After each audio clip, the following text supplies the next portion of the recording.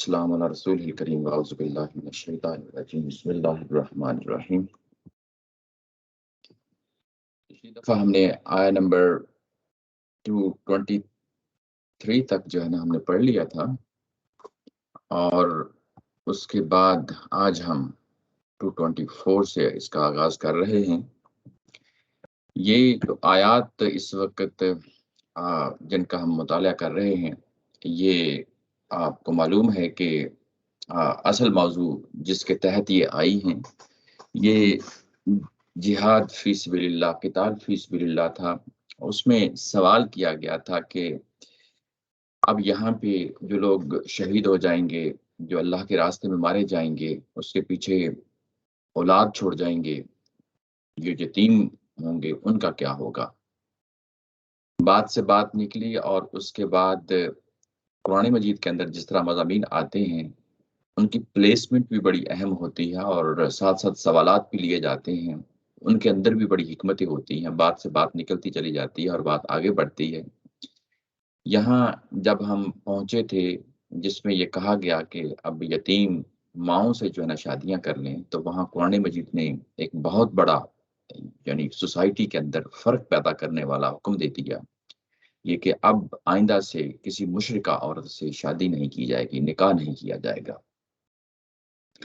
یعنی اس مقصد کے لیے بھی جو آپ لوگوں کے سامنے فلاح و بہبود ہے یتیموں کی، اس پرپز کے لیے بھی ان کی ماؤں سے جب آپ شادی کریں گے تو مشرکہ عورت کا خیال رکھنا کہ وہ آپ لوگوں کی نکاح میں نہ آئے۔ بات سے بات چلی، اور اس کے بعد کہا کہ ایسے ہی اپنی بیٹیاں بھی ان مشرک مردوں کے حوالے نہ کرو، یہ بات چلی۔ اس کے بعد سوال آیا کہ اچھا یہ یعنی ایک یعنی اس دور میں کئی ایک سوالات ہوں گے، لیکن پلیسمنٹ کی بھی بڑی اہمیت ہوتی ہے۔ اس میں حیض کے حوالے سے، میاں بیوی کے تعلق کے حوالے سے سوال آ گیا۔ پیچھے جو بات ہوئی تھی وہ مشرک عورت کے حوالے سے ہوئی تھی، اور آگے حیض کے حوالے سے۔ حیض ظاہر ہے جسمانی نجاست ہے، اور مشرک عورت سے شادی کرنا ایک یعنی علمی، اعتقادی اور ایمانی نجاست ہے، یعنی اس چیز سے روکا گیا۔ اس کے بعد جسمانی تعلق میں یہ کہ ایک ٹائم آتا ہے عورت کی ذات پہ جس سے تعلق قائم نہیں کیا جا سکتا، یہ کہ جسمانی نجاست ہے۔ یعنی انسانوں کو یہ کہا گیا کہ طہر کی حالت میں میاں بیوی کا تعلق قائم کریں، جب پاکیزگی ہو، یعنی بیوی بھی پاکیزہ ہو، نہا دھو لے، اس وقت جو ہے نا ان کے قریب آؤ۔ اور یہ اس کے مینرز ایٹیکیٹس بھی بتا دیے گئے کہ یہ کیسے آنا ہے جب میاں بیوی کا تعلق قائم ہو طہر کی حالت میں، وہ بھی واضح طور پہ بڑی تفصیل کے ساتھ بتا دیا۔ اور اس کے بعد یہ کہا کہ یہ جو خواتین ہیں ان سے آگے نسل چلنی ہے، یہ کھیتی کی مانند ہیں، اور اس کا بھی خیال رکھنا کہ ان خواتین کی اپنی صحت، اور اس کے بعد جب ظاہر ہے آگے اولاد ہونی ہے تو یہ ساری چیزیں آپ نے دیکھنی ہے۔ کھیتی کی مثال دے کے یہ ساری چیزیں واضح کر دیں، اور جو اولاد ہونی ہے ان کی تعلیم و تربیت، دنیا کے اندر انہوں نے زندگی گزارنی ہے، یہ سب کچھ تم لوگوں نے مہیا کرنا ہے، نہ صرف دنیا میں بلکہ آخرت میں بھی۔ یہ بات جو ہے نا واضح کر دی گئی، وَقَدِّمُوا لِأَنفُسِكُمْ کہہ کے۔ اور یہ کہ یہ پورا جو عمل آپ کے سامنے، پوری جو تفسیر رکھی گئی ہے، اس کے بارے میں متنبع رہیں، یہ اللہ تعالیٰ کا دیا وہ قانون ہے، وَاتَّقُوا اللَّهَ کہہ کے، اور وَاعْلَمُوا أَنَّكُمْ مُلَاقُوهُ، یعنی اللہ سے بھی ملاقات کرنی ہے آخرت میں، اور وہاں پہ بھی جواب دہی دینی ہے۔ وَبَشِّرِ الْمُؤْمِنِينَ، اور نبی محترم صلی اللہ علیہ وسلم سے فرمایا گیا کہ اب آپ ان کو جو یہ ان چیزوں پہ عمل پیرا ہوتے ہیں، جو شریعت نازل ہو رہی ہے، اس کو دل و جان سے قبول کرتے ہیں، ان کو بشارت دے دو۔ یہ نبی محترم صلی اللہ علیہ وسلم کی زبان مبارک سے مبشر، یہ کیونکہ اس طریقے سے یہ سنگولر آیا ہے، بشر کہہ کے سنگولر آیا ہے، تو یہ گویا کہ جو پیچھے سوالات تھے جس میں یسالونا کا یعنی طریقے سے آ رہے ہیں، آپ سے سوال کرتے ہیں۔ سوال تو آپ سے کیا جا رہا ہے، لیکن جواب اللہ تعالیٰ کی طرف سے آ رہا ہے۔ جب جواب اللہ تعالیٰ کی طرف سے آ رہا ہے، قرآن مجید کے اندر ریکارڈ ہو رہا ہے، نبی محترم صلی اللہ علیہ وسلم کی زبان مبارک سے یہ جواب دنیا تک پہنچ رہا ہے، یعنی جن لوگوں نے سوال کیا تھا ان تک پہنچ رہا ہے، اور نبی محترم ہی کی زبان سے یہ کلمات کیا گیا کہ وبشر المؤمنین، ان مومنوں کو جو اس کو یعنی دل و جان سے قبول کرتے ہیں، ان کو بشارت دے دو۔ آگے بڑھتے ہیں، جو آج کی آیا ہے، یہ جو آگے ہم آیا پڑھنے جا رہے ہیں، یہ ایک اصولی ہدایت ہے۔ یعنی اصولی ہدایت ہے جو بعد میں کوئی واقعہ ہے اس سے متعلقہ ہے، اور اسی لیے کنیکٹر میں استاد محترم نے رکھا ہے کہ ابھی عورتوں کے حوالے سے مزید کچھ معاملات ہیں، یعنی یہ سمجھ لیں ابھی کچھ کچھ ایک اصولی بات ہے اس کو سمجھ لیں، جو عورتوں کے حوالے سے مزید جو ہے نا معاملات ہیں وہ آگے ہم زیر بحث لائیں گے، لیکن سر دست ابھی وقتی طور پہ ایک اصولی بات ہے اس کو سمجھ لو۔ وہ بات کیا ہے؟ وَلَا تَجْعَلُوا اللَّهَ عُرْضَةً لِأَيْمَانِكُمْ أَن تَبَرُّوا وَتَتَّقُوا وَتُصْلِحُوا بَيْنَ النَّاسِ وَاللَّهُ سَمِيعٌ عَلِيمٌ۔ اللہ کے نام کو نہ بناؤ۔ اردہ اردہ کا مطلب ہوتا ہے یعنی ٹارگٹ، جس کو ٹارگٹ کر کے آپ نشانہ بناتے ہیں، اس کے لیے لفظ استعمال ہوتا ہے۔ یہ لفظ شیلڈ کے لیے بھی آتا ہے، ڈھال جو میدان جنگ میں ہم یوز کرتے ہیں اس کے لیے بھی استعمال ہوتا ہے۔ یہ اس کے بعد کسی بھی روک اور رکاوٹ کے لیے جو چیز استعمال ہو جاتی ہے، خواہ وہ کنسیپچولی ہو یا فزیکلی ہو، اس کے لیے بھی استعمال ہو جاتی ہے۔ تو یہاں پہ کنسیپچولی استعمال ہوا ہے یہ کہ رکاوٹ نہ بناؤ، اللہ کا نام لے کے رکاوٹ نہ بناؤ۔ کس لیے؟ لی ایمانکم، اپنی قسموں کے لیے، یعنی اللہ کا نام لے کے جو قسمیں کھاتے ہیں اس کی وجہ سے رکاوٹ نہ بناؤ۔ کس چیز کی رکاوٹ نہ بناؤ؟ ان تبرو، کہ تم نیکی کا کام نہیں کرو گے۔ ان تبرو، کہ تم نیکی کا کام نہیں کرو گے، یعنی نیکی کا یعنی دوسروں سے حسن سلوک نہیں کرو گے، اچھا برتاؤ نہیں کرو گے۔ وتتقوا، اور ایسے ہی اللہ کی جو حدود ہیں اس کی رعایت نہیں کرو گے۔ وتصلحوا بین الناس، اور لوگوں کے درمیان اصلاح کا کام نہیں کرو گے۔ واللہ سمیع علیم، اللہ تعالیٰ کی ذات سمیع اور علیم، یعنی سننے والی ہے اور جاننے والی، باخبر ہے۔ یہاں پہ جو اصولی بات ہے وہ کیا ہے؟ وہ بات یہ ہے کہ ہم اپنی بات چیت میں بعض اوقات اللہ کی یعنی نام کی قسم کھا لیتے ہیں۔ یہ قسمیں جو ہوتی ہیں یہ کئی ایک نوعیت کی ہوتی ہیں۔ بعض اوقات یہ ہمارا تقیہ کلام ہوتا ہے، ہماری زبان سے ایسے ہی ٹپک جاتے ہیں الفاظ اللہ کی قسم کے۔ ہر زبان میں یہ ہوتا ہے، انگلش میں بھی ہوتا ہے، عربی میں بھی ہوتا ہے، اور اردو زبان میں بھی، اپنی زبانوں جو مقامی زبانیں ہیں ان میں بھی ہوتا ہے۔ تو ہم یعنی گاہے بگاہے ایسے ہی تقیہ کلام کے طور پہ بھی قسم کھا لیتے ہیں۔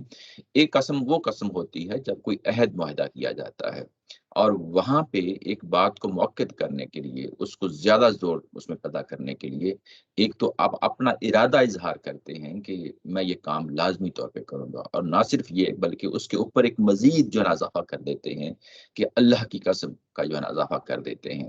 تو یہ گویا کہ ایک بات کو اپنے زور پیدا کرنے کے لیے کہ میں یہ لازمی طور پہ کروں گا۔ یہ مختلف طریقے ہوتے ہیں قسم کھانے کے۔ تو یہاں پہ جس چیز سے منع کیا جا رہا ہے وہ یہ ہے، کیونکہ یہ جو بات ابھی آئی ہے 224 میں، یہ ایک اصولی ہدایت ہے، اور قرآن مجید کا اسلوب ہے جس موقع محل پیدا ہو جائے تو ایک اصولی ہدایت دے دیتا ہے۔ وہ پھر وہ جو اصولی ہدایت ہوتی ہے وہ بڑی عام ہوتی ہے، اپنے اندر عمومی اسلوب لیے ہوئے ہوتی ہے، وہ کوئی مخصوص نہیں ہوتی کسی خاص چیز کے ساتھ۔ لیکن اس کے بعد جو بات ہوتی ہے وہ ایک خاص ظاہر بات ہوتی ہے، لیکن اصولی بات قرآن مجید جب کرتا ہے تو اس کے اندر ایک عمومیت کا رنگ لیے ہوئے ہوتی ہے۔ تو یہاں تین چیزیں ہیں جن کے لیے منع کیا گیا کہ اللہ کی جب قسمیں کھاتے ہو تو ان مقاصد کے لیے قسمیں نہ کھایا کرو۔ وہ مقاصد کیا ہیں؟ یہاں پہ لفظ آیا ہے ان تبرو۔ یہ آیت البر میں ہم نے دیکھا تھا، بر کا جو مطلب ہوتا ہے وہ یہی ہوتا ہے کہ حقوق ادا کر دیے جائیں۔ یہ حقوق خواہ انسانوں کے ہوں، والدین کے ہوں، اولاد کے ہوں، یتیموں کے ہوں، مسکینوں کے ہوں، یا کوئی اور یعنی انسانی معاملہ ہو، ان سب کے لیے یہ لفظ استعمال ہو جاتا ہے۔ یہ لفظ جو بر ہے یہ اللہ کے حقوق کے لیے بھی استعمال ہو جاتا ہے۔ یہ جو آیا بر تھی وہاں ہم نے اس کو بڑی تفصیل کے ساتھ دیکھا، یہ اسی سے ورب ہے ان تبرو۔ یہاں پہ تین الفاظ استعمال ہوئے ہیں، تینوں کا کم و بیش ایک ہی معنی ہے، یعنی تبرو، تتقو اور تصلیحو، تینوں کا معنی کم و بیش ایک ہی ہے۔ جب اس طریقے سے الفاظ ایک ہی جگہ پہ آتے ہیں تو پھر ہم ان میں ڈسٹنگوش کرتے ہیں کہ ان تینوں میں کیا فرق ہے۔ جو فرق ہے وہ یہ کہ جو پہلا یعنی لفظ استعمال ہوا ہے یہ صرف انسانوں کے لیے، حقوق العباد کے لیے ہے، کہ جب تم قسم کھاؤ تو اس کی وجہ سے جو انسانوں کے حقوق ہیں وہ کہیں متاثر نہ ہو جائیں، وہ متاثر نہ ہو جائیں۔ یہ بات جو یہاں پہ کہی گئی پہلی بات وتتقو۔ دوسری بات یہ کہی گئی کہ جو اللہ کے حقوق ہیں، یعنی اللہ کے حقوق کیا ہیں؟ یعنی اس کی شریعت نازل ہو رہی ہے، اس نے کوئی حرام و حلال کے کوئی چیزیں آپ لوگوں کے لیے طے کر دی ہیں، اس طرح اور چیزیں ہیں جو کرنے کے لیے کہی ہیں، اور کچھ چیزیں ہیں جو نہ کرنے کے لیے کہی ہیں۔ اگر اس طرح کی چیزیں متاثر ہو رہی ہیں آپ کی یعنی اس قسم کی وجہ سے، تو اس سے بھی یہاں پہ منع کر دیا گیا، یعنی یہ اللہ تعالیٰ کی ذات کے حقوق ہیں، تتقوا کہہ کے۔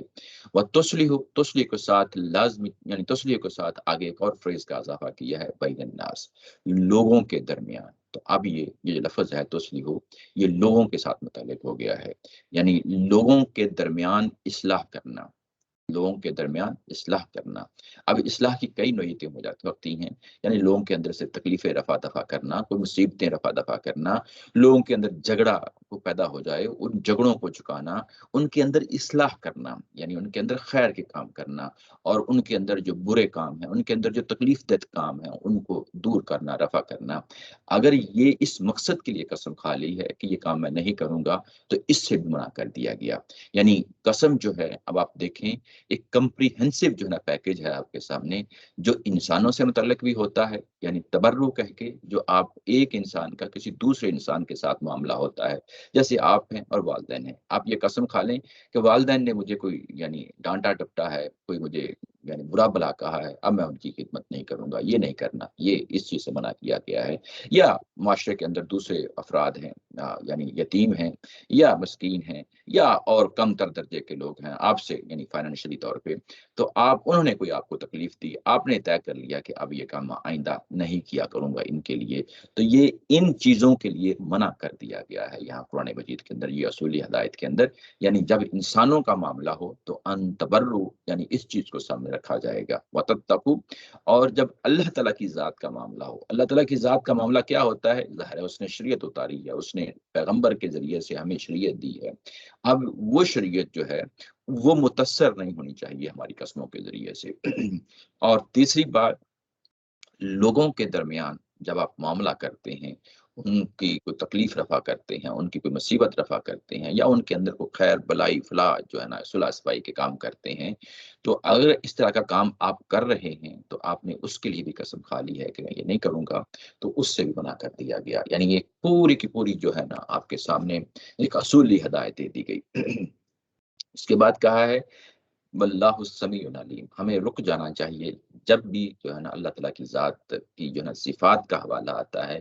یہاں دو صفات ہیں جن کا ذکر کیا گیا ہے، سمیع کہا گیا ہے یعنی سننے والا، علیم جاننے والا۔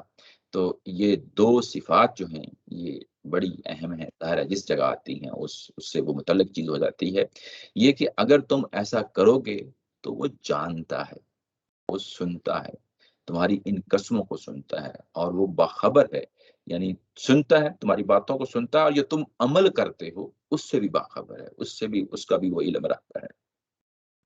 جب وہ رکھتا ہے تو انڈرسٹوڈ چیز ہے کہ وہ پھر اگر تم ان چیزوں کو توڑو گے تو اس کا پھر تمہیں خمیازہ بھگتنا پڑے گا، یعنی اس کی پھر تمہیں سزا بھگتنی پڑے گی، ہو سکتا ہے وہ دنیا کے اندر بھی ہو اور ہو سکتا ہے وہ آخرت کے اندر بھی ہو۔ یعنی وہ تمام پہلو ہیں جس کے لیے اللہ تعالیٰ کی ذات نے اپنی دو یہاں پہ صفات استعمال کی ہیں۔ یہ بات ہے جو 224 میں واضح کر دی گئی۔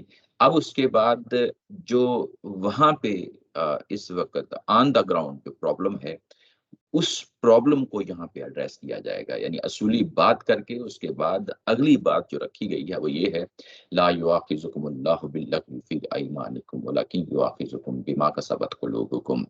اللہ تعالیٰ کی ذات مواخذہ نہیں کرتی تمہاری لغو جو ہے نا قسموں کا۔ لغو یعنی بے مقصد، وین، پرپس لیس اور یوز لیس قسم کی جو قسمیں ہوتی ہیں، ان کے لیے لغو، یہ اردو زبان میں بھی استعمال ہوتا ہے، لغو باتیں، لغو باتیں جن کا کوئی مقصد نہ ہو، بے مقصد چیزیں ہوں، باتیں ہوں یا کام ہوں، ان سب کے لیے ہم لغو کا یعنی استعمال کر لیتے ہیں۔ عربی زبان کے اندر بھی یہی مدعا، یہی مفہوم ہوتا ہے اس کا، یعنی وہ باتیں جو بے مقصد، بے ارادہ ایسے ہی تم جو ہے نا کھا لیتے ہو، قسمیں کھا لیتے ہو، ان کے بارے میں مواخذہ نہیں کرے گا اللہ تعالیٰ کی ذات نے۔ اب ایکسیپشن جو ہے نا بیان کی ہے پچھلی بات سے کہ یہ جو تم قسمیں اس طریقے سے کھا لیتے ہو اس کا مواخذہ نہیں کیا جائے گا، لیکن یہاں پہ ایک اور کلو چھوڑ دیا گیا ہے، وہ کلو یہ ہے کہ یہاں پہ اس کو لغو کہا گیا ہے۔ لغو یعنی بے مقصد چیزیں ہیں، تو یہ جو بات پہنچائی گئی ہے گو کہ اللہ تعالیٰ کی ذات جو ہے نا وہ مواخذہ نہیں کرے گی، لیکن ہے یہ لغو ہے۔ لغو یہ کہ کوئی بھی سنجیدہ شخص، کوئی بھی جو ہے نا مہذب شخص، وہ اس سے یہ توقع نہیں رکھی جا سکتی کہ وہ ان لغو کاموں میں پڑے۔ یعنی یہ قسم جو کھائی جائے گی، لغو جو قسم ہوتی ہے، بے مقصد بے ارادہ قسم ہوتی ہے، ایسے ہی منہ سے جو ہے نا نکل جاتی ہے، اس کے لیے بھی یہ لغو کا لفظ کیا کہ یعنی اس کو یہ سمجھا دیا انسانوں کو، گو کہ میں مواخذہ نہیں کروں گا، لیکن یہ اپنی اصل میں لغو ہے۔ شائستہ اور مہذب انسان جو لوگ ہیں وہ ہمیشہ ان کو اوائڈ کریں گے۔ اس کے بعد یہ کہا وَلَكِنْ يُؤَاخِذُكُمْ بِمَا كَسَبَتْ قُلُوبُكُمْ، لیکن وہ مواخذہ کرے گا۔ کس چیز پہ مواخذہ کرے گا؟ اس چیز کا مواخذہ کرے گا کسبت قلوبکم، جن کا تمہارے دلوں نے کمایا۔ کسبت کمانا یعنی دلوں نے کیا کمانا؟ یعنی جو دل سے مضبوط ارادے کے ساتھ تم نے قسمیں کھائی ہیں، ان پہ لازمی طور پہ مواخذہ کرے گا، ان کا لازمی طور پہ مواخذہ کرے گا۔ یہ بات یہاں کہی گئی۔ واللہ غفور حلیم، اللہ تعالیٰ کی ذات غفور بھی ہے اور حلیم بھی ہے۔ یہاں پہ یہ جو بات آتی ہے درمیان میں ایک جو ہے نا وہ طرح کا حذف ہوتا ہے کہ اللہ غفور ہے، پیچھے کہا کہ میں مواخذہ کروں گا اور اس کے بعد کہا کہ میں غفور ہوں، تو یہاں پہ جو گیپ ہوتا ہے وہ انڈرسٹوڈ ہوتا ہے، وہ یہ کہ جو لوگ رجوع کر لیں گے، لوٹ آئیں گے، یعنی ان قسموں کو، اگر وہ دل کے مضبوط ارادے کے ساتھ انہوں نے قسمیں کھائی ہیں اور اس سے واپس لوٹ آئے ہیں، واپس لوٹ آئے ہیں اور لوٹنے کے بعد توبہ کی ہے، اور اپنی یعنی کہ اس طرح کی جو منفی باتیں اوپر ہوئی تھیں کہ میں یہ کام نہیں کروں گا، اگر یہ اس طرح مضبوط ارادے سے منفی جو ہے نا وہ قسمیں کھا بیٹھے ہیں، تو اور اس کے بعد ان کو کسی سٹیج پہ اس چیز کا ادراک ہوتا ہے، احساس ہوتا ہے کہ میں غلطی کر بیٹھا ہوں، اور وہ رجوع کر لیتے ہیں، واپس مڑتے ہیں، واپس مڑتے ہیں، تو اللہ تعالیٰ کی ذات یہ کہتی ہے کہ پھر میں ان کو معاف بھی کر دیا کرتی ہوں۔ یہ انسانوں کا معاملہ ہے، انسان غلطی کر بیٹھتے ہیں اور جب وہ رجوع کرتے ہیں، خواہ وہ کتنا ہی بڑا جو ہے نا جرم کر کے کیوں نہ آ جائیں، رجوع کرتے ہیں تو میں اس کو یعنی غفور ہوں، معاف کرنے والی ہوں۔ اس کے ساتھ غفور میں دوسری صفت جو ساتھ رکھی ہے وہ حلیم ہوتی ہے۔ حلیم کا ترجمہ عمومی طور پہ بردبار کر دیا جاتا ہے، جیسا کہ نیچے جو ہے نا استاد محترم نے بھی کیا ہے۔ یہ فارسی کا لفظ ہے اور اردو میں بھی شاید کی مشکل لفظ ہے۔ حلیم اس شخص کو کہتے ہیں جو جس کے سامنے کوئی اس کے یعنی جذبات کو برانگیختہ کرنے والی تھی، غصہ دلانے والی تھی، کسی شخص نے کسی دوسرے شخص کی موجودگی میں یہ کوئی کام کیا ہے، آپ کو ہونا تو یہ چاہیے تھا کہ قدرتی طور پہ آپ کو غصہ آ جاتا، لیکن آپ نے غصے کا اظہار نہیں کیا، آپ نے عقل سے کام لیا، آپ نے شعور سے کام لیا اور غصے کا اظہار نہیں کیا، بلکہ اس کے حل کی طرف بڑھ گئے، اس کے سلوشن کی طرف بڑھ گئے۔ اگر کوئی بری چیز ہے تو اس کی سلوشن کی طرف بڑھ گئے کہ اس کو کیسے حل کرنا ہے۔ اگر یعنی کوئی اچھی چیز بھی ہے اور آپ نہیں سمجھتے کہ یہ اس کی بجائے کچھ اور ہو جانا چاہیے تھا، تو پھر بھی ظاہر ہے آپ نے اپنے جذبات کو کنٹرول میں رکھا۔ یعنی ہر حالات میں جو بندہ اپنے جذبات کو کنٹرول میں رکھتا ہے اور سلوشن کی طرف مڑ جاتا ہے، یعنی اپنی عقل سے کام لیتا ہے، اپنے جذبات کو جو ہے نا کنٹرول میں رکھتا ہے، اس کو حلیم کہتے ہیں۔ گویا کہ یہاں پہ یہ بات پہنچا دی گئی کہ جو تم نے جو کام کرتے ہو، یہ اس طرح کی مضبوط ارادے کے ساتھ قسمیں کھاتے ہو، اس کا مواخذہ تو جو ہے نا وہ ہوگا، لیکن اس کا فوری طور پہ بھی مواخذہ ہو سکتا تھا، تمہیں دنیا میں بھی فوری طور پہ سزا دی جا سکتی تھی، لیکن اللہ تعالیٰ کی ذات نے اس چیز پہ اپنے علم ہونے کا ثبوت دیا ہے، حلیم ہونے کا ثبوت دیا ہے، بردبار ہونے کا ثبوت دیا ہے کہ وہ ان چیزوں پہ پکڑتا نہیں ہے، فوری طور پہ لوگوں کو موقع دیتا ہے، مہلت دیتا ہے، وہ سنبھلیں، وہ لوٹیں، وہ واپس آئیں، رجوع کریں۔ یہ وہ بات ہے جو یہاں پہ پہنچائی جا رہی ہے۔ اچھا، اس کے بعد یہ بات ہوئی، آگے جو اگلی آیا ہے 226، یعنی اس کے بعد 225 کے بعد، یہ ہے اصل میں جو آن دا گراؤنڈ جو میں بات کر رہا تھا کہ اس وقت جو معاشرے کے اندر ایک موجودہ مسئلہ ہے، خواتین کے حوالے سے مسئلہ ہے، اس کو زیر بحث لایا جا رہا ہے۔ یہ کہا گیا کہ للذین یعلون من نسائہم تربص اربعۃ اشہر، یعنی وہ لوگ جو ایلا کر بیٹھتے ہیں، جو لونا، یہ جو ایلا لفظ بول رہا ہے میں اس کو ابھی کھولتا ہوں، لیکن وقتی طور پہ یہ کہ یہ ایلا کر بیٹھتے ہیں اپنی خواتین کے ساتھ، ان کے لیے مہلت ہے، ان کے لیے انتظار ہے 4 مہینے کی۔ یہ ایلا جو لفظ ہے یہ کیا چیز ہے؟ یہ اسی سے یہ ورب بنا ہے یولونا۔ ایلا ہوتا یہ ہے کہ ایک شخص، یعنی جب یہ قرآن مجید نازل ہو رہا ہے تو وہاں پہ اس چیز کو پریکٹس کیا جاتا تھا، یعنی یہ چیز عملاً معاشرے کے اندر موجود تھی۔ وہ کیا تھی؟ وہ یہ تھی کہ جب خواتین سے جسمانی تعلق کی قسم کھا لی جاتی کہ اب اپنی بیوی کے پاس میں نہیں جاؤں گا اور نہیں جاؤں گا، اور وہ جو قسم کھا لی جاتی تھی اور اس کے بعد ظاہرہ بندہ اس کے اوپر اپنا مصمم ارادہ کر لیتا تھا، اپنے پورے عزم و جزم کے ساتھ جو ہے نا وہ رک جاتا تھا کہ اب میں بیوی کے پاس نہیں جاؤں گا، تو یہ گویا کہ جو میاں بیوی کا جو تعلق ہے اس کو معلق کر دینا ہے، اس کو ختم کر دینا ہے، خواہ وہ وقتی طور پہ ہو خواہ وہ مستقل طور پہ ہو۔ یہ بھی ایک طرح کی طلاق کی جو ہے نا کیفیت پیدا ہو جاتی ہے۔ تو وہ جو میاں بیوی کا تعلق ہے اس کو جب آپ قسم کھا لیتے ہیں تو اس کو ایلا کہتے ہیں۔ تو اب یہاں پہ جو معاشرے کے اندر ایک برائی پائی جاتی ہے، کیونکہ اوپر بات ہوئی تھی، جو بات یعنی پیچھے چل رہی تھی وہ بات خواتین کے حوالے سے چل رہی تھی، اور جب یہ قسم کی بات ہوئی تھی تو وہاں میں نے بتایا کہ یہ جو کنیکٹر لایا گیا ہے جس میں کہا گیا ہے کہ عورتوں سے متعلق اور بھی معاملات ہیں، لیکن ابھی وقتی طور پہ سر دست ایک اصولی بات سمجھ لو۔ تو اب اگلا جو معاملہ ہے وہ کیا معاملہ ہے؟ وہ معاملہ اگر آپ دیکھیں تو وہ یہ کہ عورتوں کے ساتھ، یعنی آپ نے قسم کھا لی ہے کہ میں ان کے پاس نہیں جاؤں گا، اپنی بیوی کے پاس نہیں جاؤں گا، کوئی میاں بیوی والا تعلق اس سے قائم نہیں رکھوں گا، اس کو ایلا کہتے ہیں۔ اور جب یہ ہو جائے تو قرآن مجید نے یہاں پہ ہدایت دی کہ یہ میکسیمم 4 مہینے تک جا سکتا ہے، اس سے زیادہ نہیں۔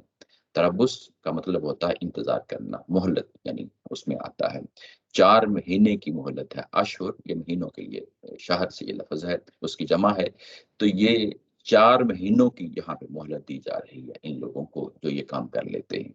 فَإِن فَاؤُوا، اگر جو ہے نا یہ لوگ واپس لوٹتے ہیں، لوٹتا یعنی یہ کہ ان 4 مہینوں کے اندر اندر یہ لوٹ آتے ہیں، اپنی بیوی کے ساتھ تعلق قائم کر لیتے ہیں، اور اس کے بعد کہا کہ فَإِنَّ اللَّهَ غَفُورٌ رَحِيمٌ۔ یہ جو بات اوپر کہی تھی، یعنی جب ہم نے یہ پڑھا تھا بِمَا كَسَبَتْ قُلُوبُكُمُ اللَّهُ غَفُورٌ حلیم، وہاں پہ غفور اور حلیم کا لفظ لایا گیا تھا، اور یہاں پہ اگر آپ دیکھیں تو غفور اور رحیم کا لفظ لایا گیا ہے، گویا کہ یہ ایک حوالہ بن جاتا ہے کہ یہ بات پچھلی بات ہی کا تسلسل ہے۔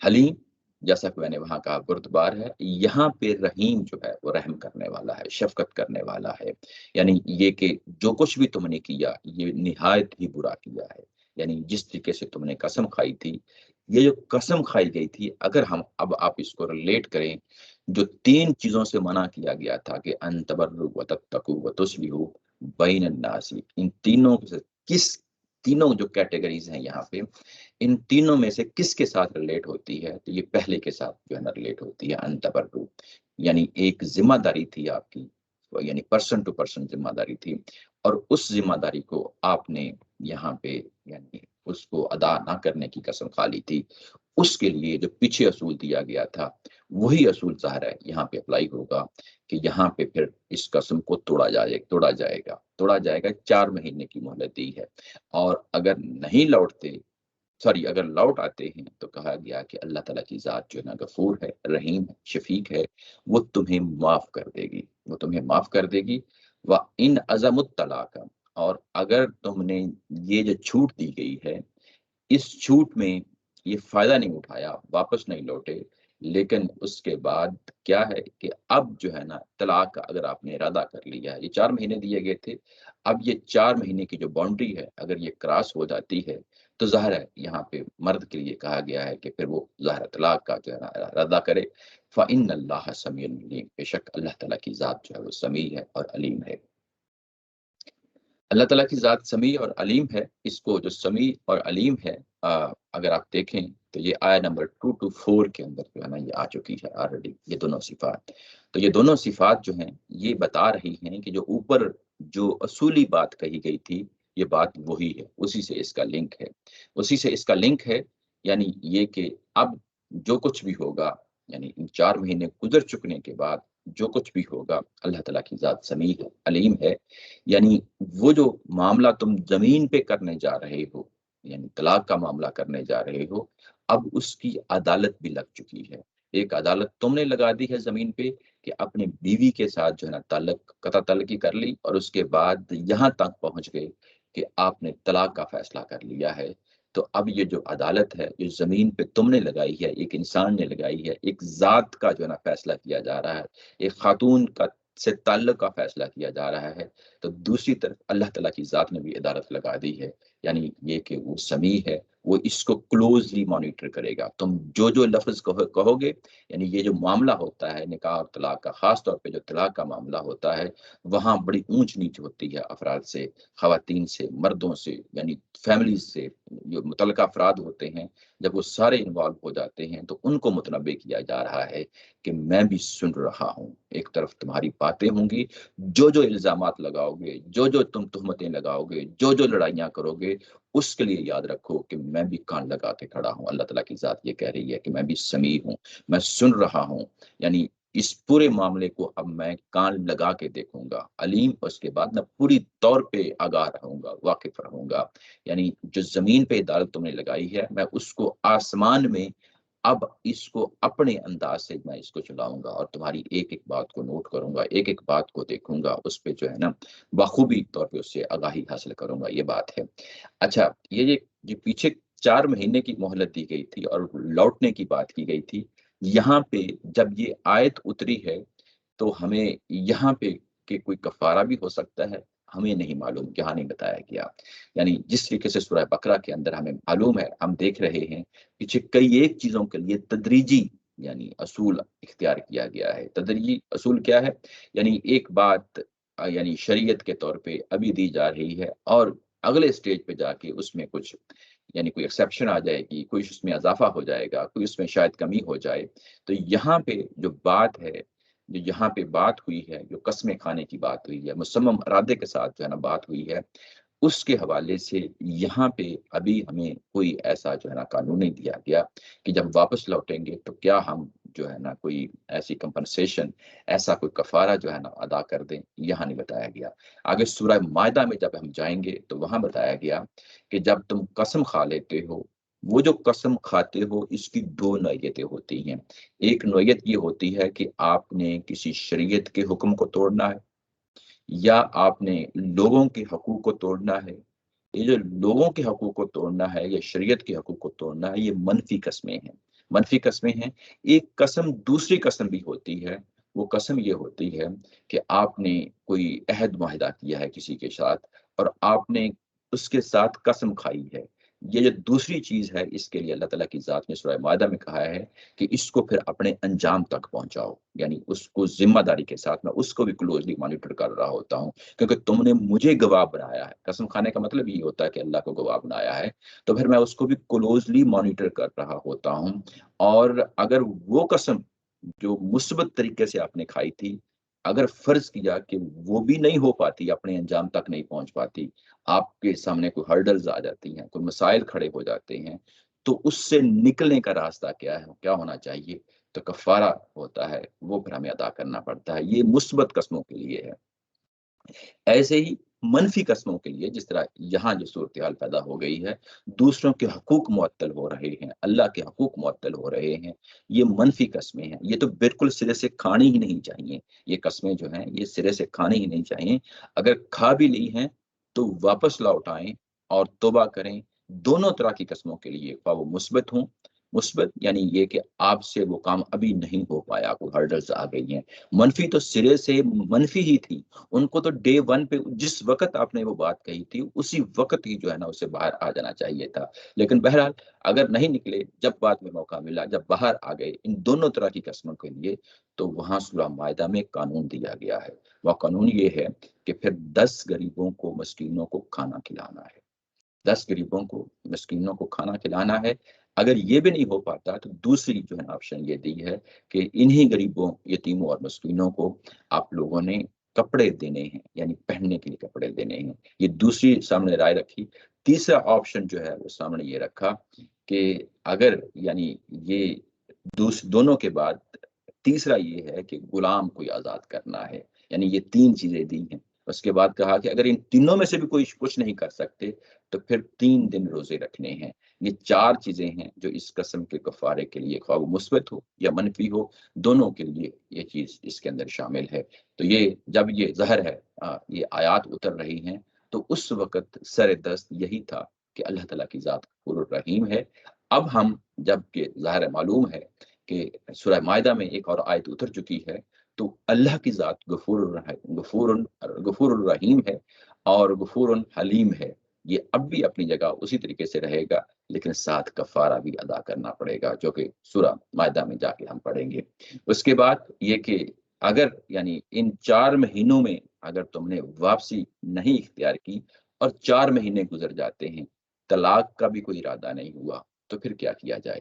اس کے لیے ظاہر ہے، جو بظاہر یہی مفہوم لگتا ہے کہ یہ عورت کا جو ہے نا بہت بڑا حق ہے، اور جس کو جہاں پہ ظاہر معطل کر دیا گیا ہے۔ اب عورت نے ہی یہ کچھ کرنا ہے اپنے لیے، اگر وہ چاہتی ہے خلا کا انتظام کرے یا جو ہے نا وہ اس چیز کو ریزالو کرانا چاہتی ہے، تو وہ معاشرے کے پاس جائے گی۔ یہ جگہ جگہ جو ہے نا آگے چل کے بھی دیکھیں گے، عورت کے لیے جب اس طرح کی صورتحال پیدا ہو جاتی ہے تو وہ عدالت میں جائے گی، لوگوں کے پاس جائے گی، پنچایت کے پاس جائے گی، یعنی جو بھی معاشرے کے اندر انتظام ہے وہ اس کا سہارا لے گی۔ تو یہ ظاہر ہے اس کو اس اینگل کے ساتھ جو ہے نا اس کو دیکھنا چاہیے۔ اس کے ساتھ ایک اور خاص چیز ہے، میں آپ لوگوں کی توجہ اس کی طرف دلانا چاہتا ہوں۔ یہ ایک حدیث ہے جو بخاری میں آ گئی ہے، اور مسلم بھی ظاہر ہے کہ دوسری جو احادیث کی کتابیں ہیں وہاں پہ بھی دیکھی جا سکتی ہیں۔ یہ فیس بک اور سوشل میڈیا پہ بھی اکثر جو ہے نا وہ شیئر ہو جاتی ہے، جس کا ترجمہ میں آپ کے سامنے کر دیتا ہوں۔ جب کسی شوہر نے اپنی بیوی کو اپنے بستر پر بلایا اور وہ نہ آئی، پھر اس طرح غصہ میں اس نے رات گزاری، تو صبح تک فرشتہ اس عورت پر لعنت کرتے رہتے ہیں۔ یعنی یہ بڑی سخت سٹیٹمنٹ ہے، وہ معمولی نہیں ہے۔ یوں ہی ایک شعور رکھنے والا بندہ جب اس کے سامنے یہ پہلی دفعہ یہ چیز آتی ہے، تو وہ سمجھتا ہے کہ یہ انسانی زندگی میں ہوتا رہتا ہے۔ خواتین بعض وقت غصہ کر لیتی ہیں، ناراض ہوتی ہیں، اگر وہ آپ کے پاس بستر پہ نہیں آتی تو کیا اس کے لیے اتنی بھاری سٹیٹمنٹ کہ صبح تک فرشتے اس پہ لعنت کرتے رہتے ہیں؟ تو بہت بڑی سٹیٹمنٹ ہوئی۔ یعنی اب ہمیں پرابلم یہ بن گیا ہے کہ اس حدیث میں نہ ہمیں کنٹیکسٹ کا پتہ ہے، نہ پیچھے بات کیا ہوئی ہے اس کا پتہ ہے، نہ بعد میں بات کیا ہوئی ہے اس کا پتہ ہے۔ ہم نے صرف الفاظ پہ جو ہے نا فیصلہ کیا ہے، تو جب ہم الفاظ کو پڑھتے ہیں تو یہ ہمیں بڑی سخت قسم کی سٹیٹمنٹ لگتی ہے۔ اب ہم اس کو موجودہ جو سامنے اس وقت صورتحال ہے اس کے ساتھ ریلیٹ کرتے ہیں تو یہ چیز واضح ہو جاتی ہے۔ یہاں پہ دیکھیں کہ جو مرد حضرات ایلا کرتے ہیں، ایک ایک رات جو گزرتی ہے عورت کی، وہ اس مرد پہ لعنت ہو رہی ہوتی ہے۔ یعنی وہ جو اس کا مصمم ارادہ ہے کہ میں بیوی کے پاس نہیں جاؤں گا، بیوی کو اس نے جو ہے نا معلق کر کے رکھ دیا ہوا ہے، تعلقات ختم کر دیے ہیں، گھر میں جو ہے نا ایک الجھن سی پیدا کر دی ہے۔ ایک گھر کے اندر رہتے ہوئے 2 علیحدہ علیحدہ جو ہے نا گروہ بن گئے ہیں، 2 فریق بن گئے ہیں، ان میں بول چال نہیں ہے۔ تو یہ والی جو صورتحال ہوتی ہے، اسی کے لیے تو کہا تھا اللہ تعالیٰ کی ذات نے کہ میں مواخذہ کروں گی، اسی کے لیے تو کہا ہے کہ میں پھر مانیٹر کروں گی، اسی کے لیے تو کہا ہے میں پھر اس کو دیکھوں گی۔ تو گویا کہ جو اس کے اندر جو چیز ہے ہیڈن، وہ یہی ہے کہ میں سزا دوں گی، اور وہ سزا ظاہر ہے کہ یہ کوئی معمولی چیز نہیں ہے۔ میاں بیوی کا جو تعلق ہے، یہ اللہ تعالیٰ کی ذات جو ہے اس میں کوئی خلل، کوئی رکھنا جو ہے نا نہیں دیکھنا چاہتی، اور اس کو خوبصورتی کے ساتھ، خوش اسلوبی کے ساتھ زندگی میاں بیوی گزاریں۔ یہ صورتحال ہے جس کو اللہ تعالیٰ کی ذات یہاں پہ بیان کر رہی ہے۔ یہ مرد نے یہ الا کیا ہے، اس نے قسم کھائی ہے کہ میں عورت کے پاس نہیں جاؤں گا۔ جب اس طریقے سے شریعت کا بیان ہو رہا ہوتا ہے تو ہم اس کا جو بالکل اپوزٹ پہلو ہوتا ہے اس کو بھی پھر وہ کنسیڈر کرتے ہیں کہ اگر یہاں پہ ایک عورت اگر یہ کام کر بیٹھتی ہے، ایلا جو ہے ظاہر ہے کہ اصطلاح ہے جو اس معاشرے میں اس وقت پریکٹس کی جاتی تھی، عورت اگر یہ قسم کھا لیتی ہے یا اپنے آپ مصمم ارادہ کر لیتی ہے یا میاں کو یہ بات کہہ دیتی ہے کہ اب میں آپ کے پاس نہیں آؤں گی، اگر یہ صورتحال پیدا ہو جاتی ہے تو جو یہاں بڑے سخت قسم کے الفاظ اللہ تعالیٰ کی ذات نے یہاں استعمال کیے ہیں، ان لوگوں کے لیے جو الا کرتے ہیں کہ میں ان کا مواخذہ کروں گی، ایگزیکٹلی یہی صورتحال خواتین کے ساتھ ہے۔ یعنی خواتین کے ساتھ، یعنی یہ نبی محترم صلی اللہ علیہ وسلم نے اسی الا کی جو आयत थी उसको ख़वातीन के साथ जो है ना वो साथ उसको लिंक किया है। इसको हम क्या करते हैं, यानी हमीदुद्दीन फराही साहब और अमीन अहसन इस्लाही साहब और हमारे उस्ताद मोहतरम, हम हर हदीस को कुरान की आयत के ज़रिए तहत ला के उसको देख रहे होते हैं। तो इस आयत को भी जब हमने ईला के अंडर ला के देखा, तो फिर जो है ना ये बात वाज़ेह हो गई कि ये बेसिकली ये कौन-सा गुस्सा है? ये वो गुस्सा है जो अपनी नौइयत में ईला की तरह का गुस्सा है। और अगर ये गुस्सा ख़वातीन के अंदर भी पाया जाता है, तो उसके लिए भी अल्लाह ताला की ज़ात कबूल व मंज़ूर नहीं है, उसका भी मुआख़ज़ा होगा, जिस तरह मर्दों का यहाँ पे मुआख़ज़ा हो, यानी उसकी बात हो रही है। बात आगे बढ़ाते हैं, ये बात वाज़ेह हो गई।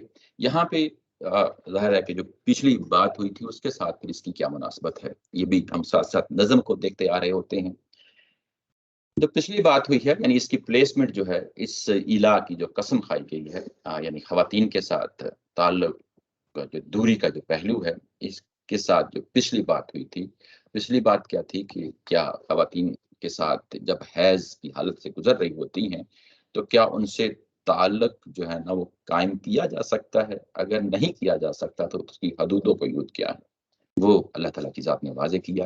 ये जो हैज़ का जो दौर है, ये एक टेम्परेरीली जो है ना अगर आप देखें, तो ये जो मियाँ-बीवी का ताल्लुक है, वो मुअत्तल हो जाता है। ये कुदरती तौर पे मुअत्तल हो जाता है। यानी इसमें अ, यूँ कह लें कि ये ये तोहर है, जब तक तोहर नहीं होता, तब तक जो है ना ये ताल्लुक कायम नहीं किया जा सकता। उसके बाद ये जो इला है, ये खुद साख्ता यानी ताल्लुक को ख़त्म कर देना है। वो तो कुदरती तौर पे हो जाता है हैज़ वाला मामला, लेकिन खुद साख्ता क्या ये ताल्लुक कायम किया जा सकता है, यानी तोड़ा जा सकता है? तो नहीं तोड़ा जा सकता। यानी जो कुदरती तौर पे होता है, जो अल्लाह ताला की ज़ात ने इंसानों के साथ लाज़मी कर दिया है, ख़वातीन के साथ लाज़मी कर दिया है, वो तो अल्लाह ताला की ज़ात का किया हुआ सिस्टम है। क्या इंसान भी कोई इस तरह की हरकत कर सकता है कि अपने तौर पे कोई ऐसी चीज़ जो है, अपने ऊपर लागू कर ले कि वक़्ती तौर पे मियाँ-बीवी का ताल्लुक जो है ना वो क़ता हो जाए? तो वो जो प्लेसमेंट है, उसकी हिकमतें भी हम साथ-साथ देखते आ रहे हैं। यानी कुरान मजीद का जो नज़्म है, यानी जिस तरीके से चीज़ों को प्लेस किया गया है, रखा गया है, उसके अंदर भी हिकमतें होती हैं, उसको भी हम समझने की कोशिश कर रहे हैं। अगर हम इसको पिछली बात के साथ रिलेट करके देखें, तो वहाँ कुदरती तौर पे है, जो ये ताल्लुक वहाँ पे मुअत्तल हो गया है और अब यहाँ पे खुद साख्ता तौर पे एक इंसान ने इस ताल्लुक को ख़त्म किया है। तो जो इंसान करता है, वो अल्लाह ताला की ज़ात को काबिल कबूल नहीं है। जो अल्लाह ने खुद किया है, उसका तरीका बता दिया है कि अब जो है ना तुमने ये कुछ करना है। लेकिन बाकी जो तरीके हैं, कोई भी तरीका जो है, जो मर्द और औरत के दरमियान एक दीवार खड़ी कर देता है, वो किसी तौर पे कबूल नहीं है अल्लाह ताला की ज़ात को। ये बात थी, यहाँ पे जो चीज़ सामने रहनी चाहिए, यानी प्लेसमेंट के हवाले से ये आपके सामने ये चीज़ रखी। आगे बढ़ते हैं।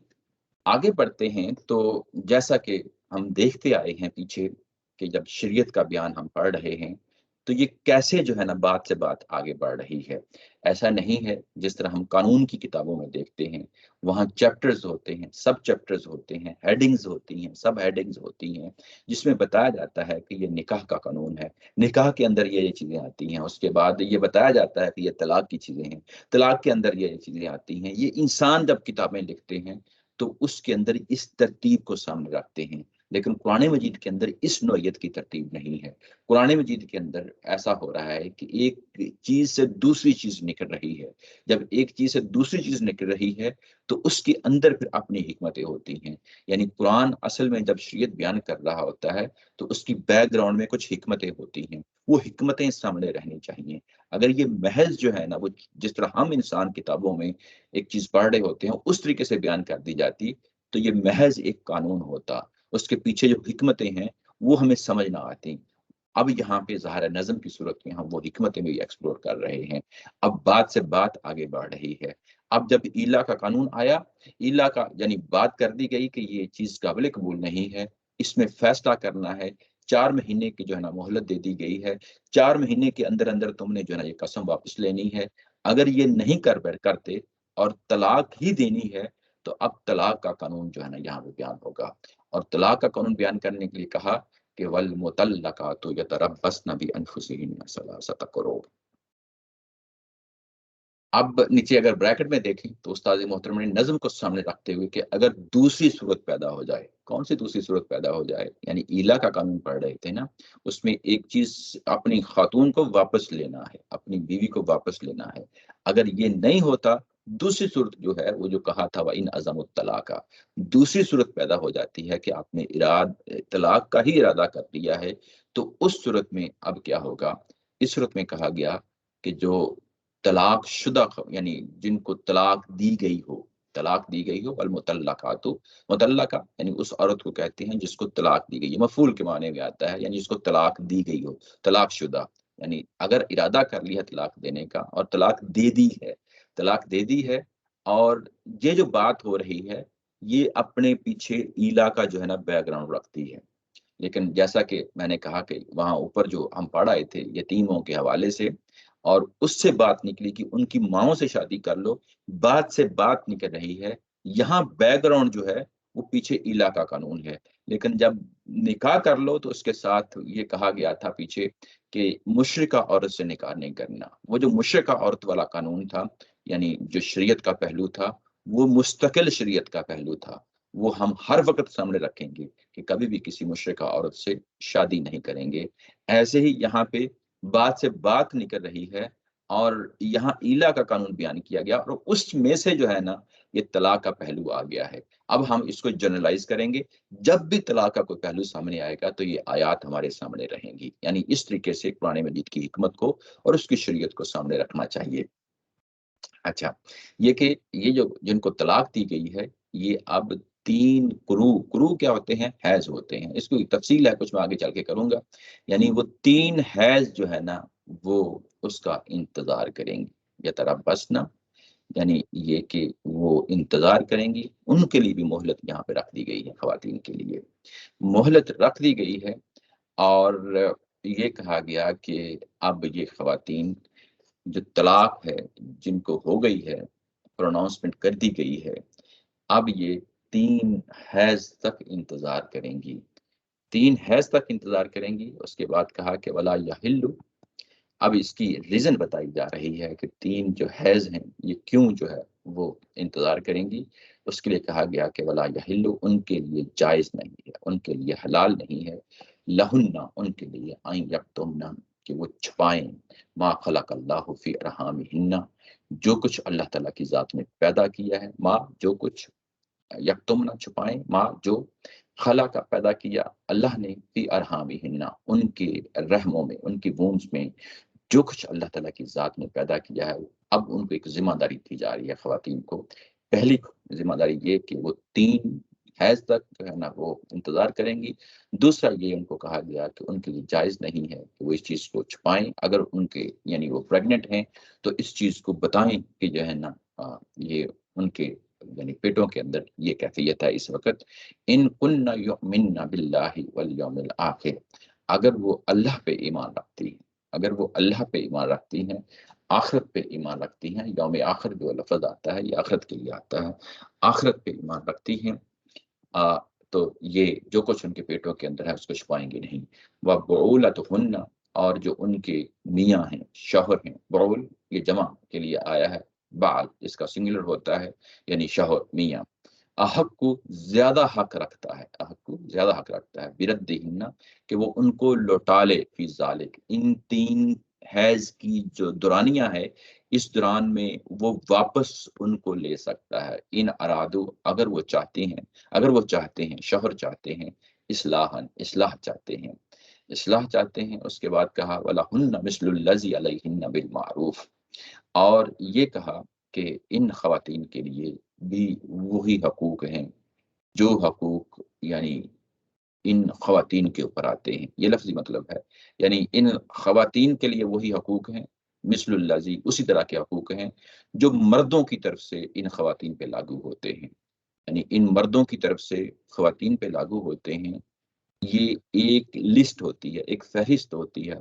یعنی اس کی یعنی جو حقوق ہیں ان کی، جو مردوں کی طرف سے عورتوں نے ظاہر ہے ادا کرنے ہوتے ہیں، اس کے لیے کہا وَلَهُنَّ، اور ایسے ہی حقوق جو ہیں وہ مردوں نے بھی ادا کرنے ہوتے ہیں عورتوں کو۔ کچھ حقوق مردوں نے ادا کرنے ہوتے ہیں عورتوں کے لیے، اس کے لیے لفلا ہننا شروع کہا گیا، اور جو عورتوں کے اوپر حقوق ہوتے ہیں وہ عورتوں نے ادا کرنے ہوتے ہیں، اور یہ کہا کہ یہ بالمعروف، یہ معروف طریقے سے جو معاشرے کے اندر دستور ہے، رواج ہے، اس کے مطابق ہوں گے۔ یعنی جو مردوں کے حقوق ہیں عورتوں کے، وہ مردوں نے ادا کرنے ہوتے ہیں، جو خواتین کے اوپر حقوق آتے ہیں مردوں کی طرف سے لاگو ہوتے ہیں، وہ خواتین نے ادا کرنے ہوتے ہیں، اور جو طریقہ معاشرے کے اندر ہوتا ہے وہ اس کے مطابق وہ چل رہا ہوتا ہے۔ وَلِلرِّجَالِ عَلَيْهِنَّ دَرَجَةٌ، لیکن اللہ تعالیٰ کی ذات نے ایک درجہ، ایک فرق رکھا ہے۔ وہ فرق یہ ہے کہ مردوں کے لیے، شوہروں کے لیے اللہ تعالیٰ کی ذات کہتی ہے کہ مردوں کے اوپر ایک اور حق رکھ دیا گیا ہے، یعنی ایک درجہ زیادہ حق رکھ دیا گیا ہے۔ واللہ عزیز حکیم، اللہ تعالیٰ کی ذات عزیز ہے، زبردست ہے، بڑی حکمت والی ہے۔ یہ تھا لفظی ترجمہ، اب ہم اس کی تفصیل دیکھ لیتے ہیں کیا ہے۔ یہاں پہ کہا گیا کہ وہ عورتیں جن کو ظاہر ہے طلاق ہو گئی ہے تو وہ 3 حیض کا جو ہے نا انتظار کریں گی۔ حیض کیا چیز ہوتی ہے یہ تو ظاہر ہے پیچھے پڑ آئے ہیں، یہ خواتین کو جو ہر مہینے خون جو آتا ہے جسم سے نکلتا ہے وہ اس کو حیض کہتے ہیں۔ اس جب بھی طلاق ہوگی، یہاں طلاق کا طریقہ ہے جو بتایا جا رہا ہے کہ اب طلاق کیسے ہوگی۔ ایک طلاق وہ ہے جو ہمارے معاشرے میں ہوتی ہے، ایک طلاق وہ ہے جو قرآن کے اندر ہے۔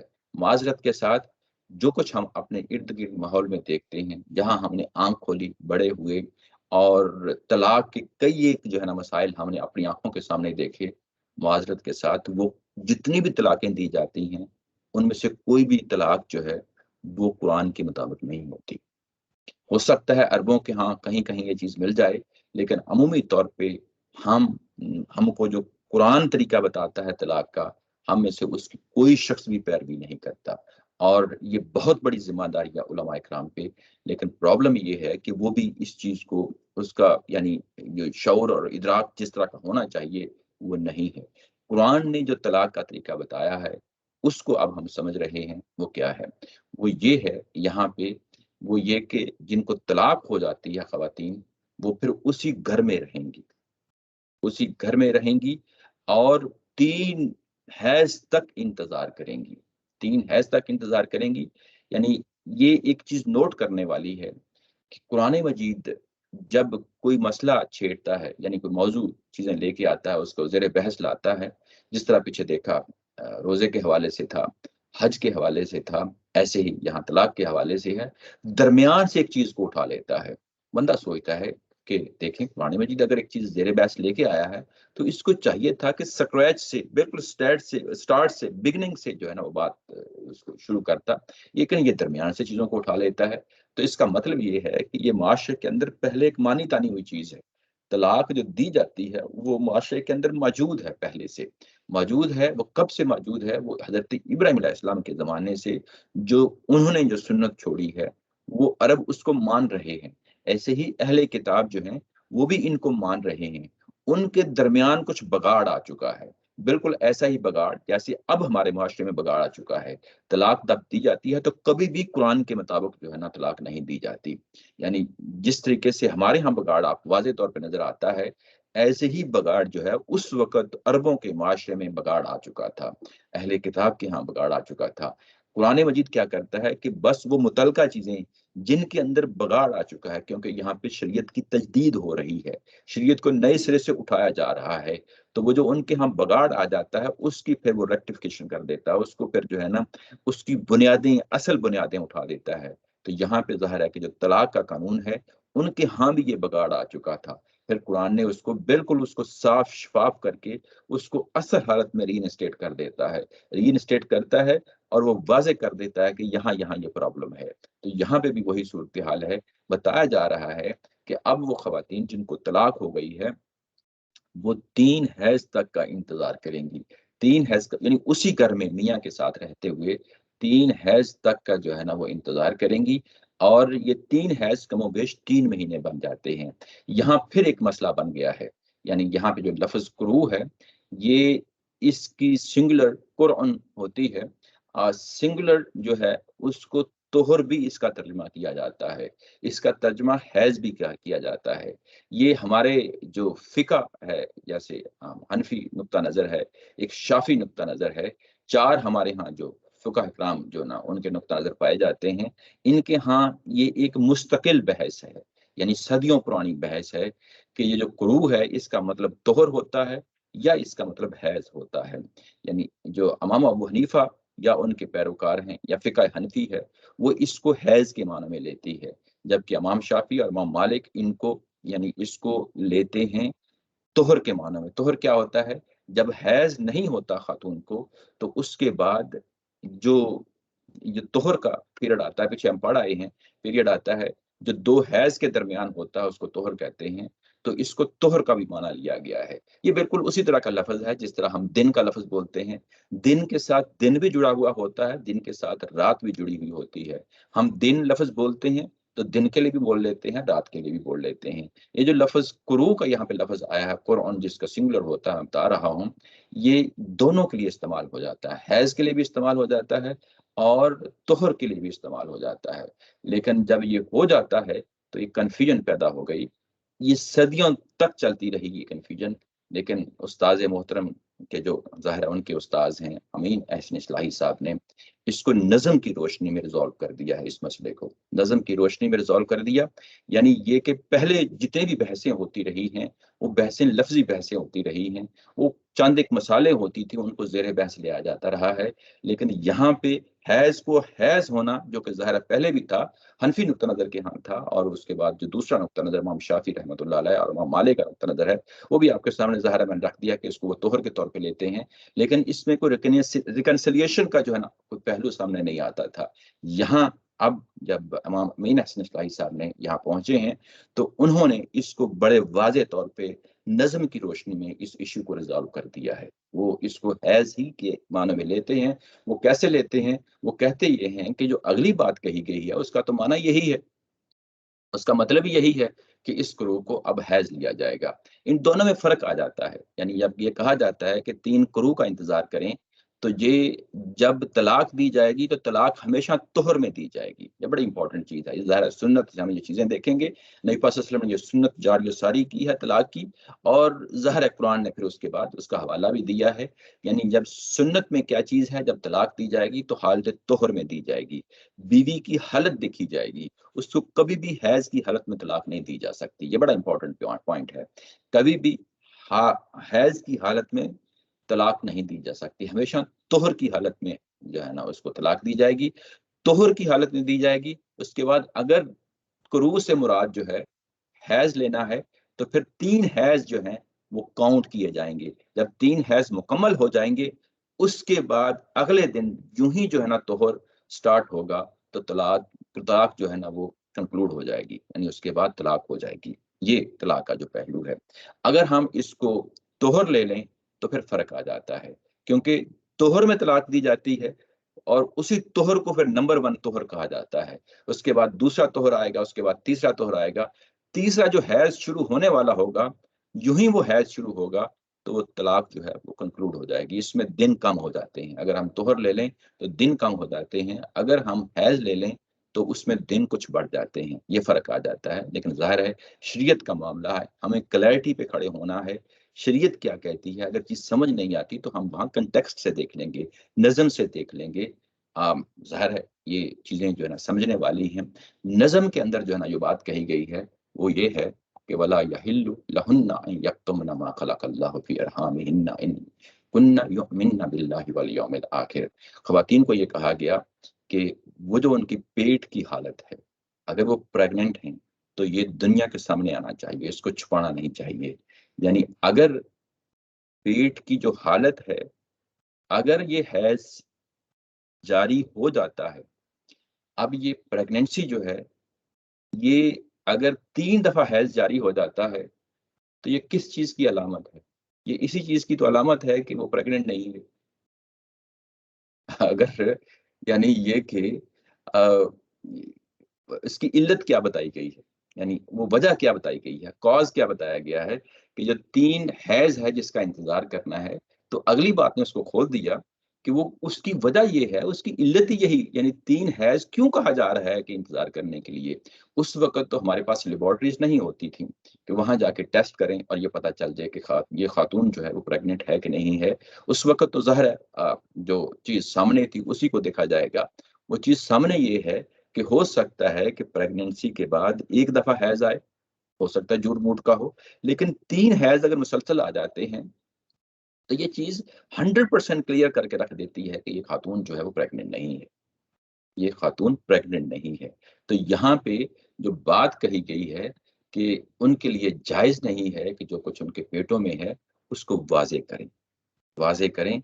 اور یہ قرآن مجید نے دوسری جگہ بتا دیا گیا ہے کہ جو خواتین جو ہیں پریگننٹ ہیں اور ان کی جو جو جو عدت ہے، اس کو ہم عدت کہتے ہیں، جو طلاق دینے کے بعد 3 حیض کا جو انتظار ہے، اس کو ہم ظاہر ہے کہ یہ ایک مدت متعین کر دی گئی ہے۔ تو وہ خاتون جو جس کے لیے حیض یعنی بچہ پریگننٹ وہ ہے، اس کے لیے جب تک وہ بچہ ڈلیور نہیں کرتی، بچہ پیدا نہیں ہوتا، تب تک کے لیے جو ہے نا یہ اس کو ظاہر ہے کہ انتظار کرنا پڑے گا اس چیز کا۔ یہاں پہ یہ چیز واضح ہو گئی کہ اس کو 3 یعنی حیض تک اس کو انتظار کرنا ہے، ثلاثۃ قرون کے جو ہے نا لفظ آئے ہیں، اور آگے اس کی علت بتا دی گئی ہے کہ یہ کیوں کہا جا رہا ہے، یہ پیٹ کی حالت ہی کے لیے کہا جا رہا ہے۔ پیٹ کی حالت جو ہے وہ کس چیز پہ ڈیپینڈ کرتی ہے؟ وہ حیض پہ ڈیپینڈ کرتی ہے، وہ اس چیز پہ ڈیپینڈ نہیں کرتی کہ وہ طہر پہ، یعنی اس چیز کو لے لیا جائے۔ اب یہ چیز طے ہو گئی، ہم نے نظم کی روشنی میں دیکھ لیا، اب ہمیں واضح ہو گیا کہ یہ نقطہ نظر جو ہے، جو پہلے سے موجود حنفی نقطہ نظر ہے، وہی اس نظم کی روشنی میں درست ہے۔ باقی دونوں بزرگوں کے جو نقطہ نظر ہیں وہ ٹھیک نہیں ہیں۔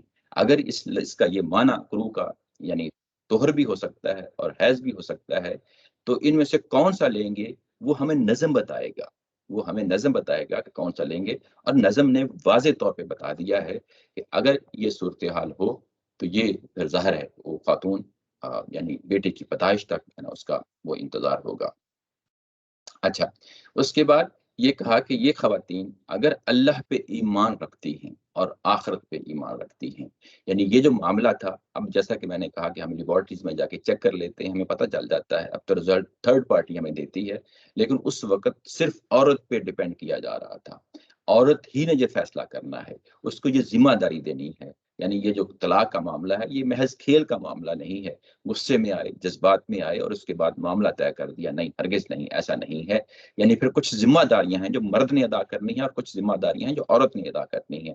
عورت کو کہا جا رہا ہے کہ وہ اس گھر کو نہ چھوڑے، اس کے اندر 3 حیض تک انتظار کرے، اور 3 حیض تک انتظار کرے، کیونکہ یہ عورت پہ ڈیپینڈ کرنا تھا، عورت کی پیٹ کی حالت کو سامنے رکھنا تھا، جو اس کی علت بتا دی گئی، اس کی جو علت بتا دی گئی، اور جب یہ کہ عورت سے متعلق تھی تو عورت کو پھر حوالہ دیا ہے کہ اگر وہ حقیقتاً اللہ پہ ایمان رکھتی ہیں اور آخرت پہ ایمان رکھتی ہیں، اس میں کوئی جھوٹ، اس میں کوئی فراڈ، اس میں کوئی دغا بازی نہیں کریں گی، اس میں وہ بالکل پلینلی واضح طور پہ بتا دیں گی جو بھی ان کے ساتھ جو صورتحال ہے۔ اس کے بعد کہا کہ اس دوران ان 3 جو حیض ہیں، اس دوران جو مدت دی جا رہی ہے، کم و بیش 3 مہینے کی مدت ہے، اس مدت کے اندر جو ہے مردوں کو حق ہے، شوہر کو حق ہے، حق کو بردہن، کہ وہ اس کو واپس لے لیں، ان خواتین کو واپس لے لیں۔ واپس لے لیں یعنی کس لیے لے لیں وہ آگے بتایا ہے، فی ذالک، یعنی اسی کے اندر اندر جو 3 مہینے دیے جا رہے ہیں، اسی کے اندر اندر جو ہے نا عورتوں کو واپس بھی لے سکتے ہیں۔ اگر وہ واپس لینے کا چاہتے ہیں کہ ہم اس کو لوٹا لیں، دوبارہ بیوی بنا لیں، تو اس کے لیے کہا گیا کہ ان ارادو اصلاح، وہ لازمی طور پہ اس کے اندر جو ایلیمنٹ ہونا چاہیے وہ یہ کہ اب آئندہ سے کوئی لڑائی جھگڑا نہیں ہوگا، اب آئندہ سے وہ کوئی چیز پیدا نہیں ہوگی جس کی بنیاد پہ طلاق ہوئی تھی، اب اصلاح ہی اصلاح ہوگی، خیر و برکت ہوگی، فلاح ہوگی، جس میں صلح صفائی ہوگی، خوش اسلوبی سے رہا جائے گا۔ اگر یہ کنڈیشن مرد فلفل کرتے ہیں واپس لینے کے لیے، تو یہ واپس لیا جا سکتا ہے اس عورت کو۔ وہ عورت جس کو طلاق دی گئی تھی اس کے لیے کہا گیا تھا کہ 3 حیض تک جو ہے کم و بیش 3 مہینے تک جو ہے وہ انتظار کرے گی۔ اس انتظار کے دوران جو ہے مرد جو ہے وہ واپس لے سکتا ہے، مرد واپس لے سکتا ہے۔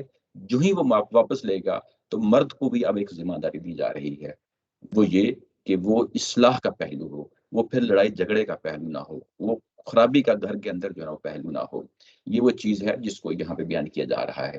یہاں پہ ایک خاص بات ہے جس کو قرآن مجید نے یہاں پہ بات کی ہے کہ وَبُعُولَتُهُنَّ أَحَقُّ بِرَدِّهِنَّ، کہ وہ زیادہ حقدار ہیں. حق کو یہاں کمپیریٹیو ڈگری ہے، حق سے یہ ایڈجیکٹو کی کمپیریٹیو ڈگری آتی ہے کہ دے آر مور ڈیزرونگ، یعنی اس سینس میں کہ ان کو زیادہ حق بنتا ہے کہ وہ یہ کام کریں.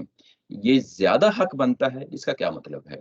یعنی یہ کام، اس کا مطلب یہ ہے کہ یہ کام عورت کو بھی سونپا جا سکتا تھا، یہ کام عورت کو بھی سونپا جا سکتا تھا، لیکن کیونکہ اللہ تعالیٰ کی ذات نے یہاں اعلان کیا ہے کہ یہ میں کام مرد کو سونپ رہا ہوں، مرد کو سونپ رہا ہوں، اس کی کوئی وجہ ہے کیوں سونپ رہا ہوں.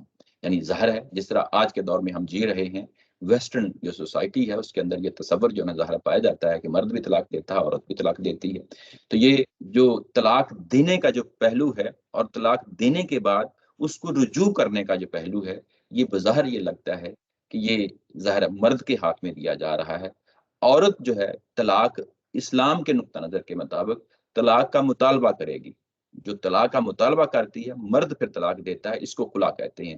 ہے بات وہی ہوتی ہے جو بات طلاق میں ہوتی ہے.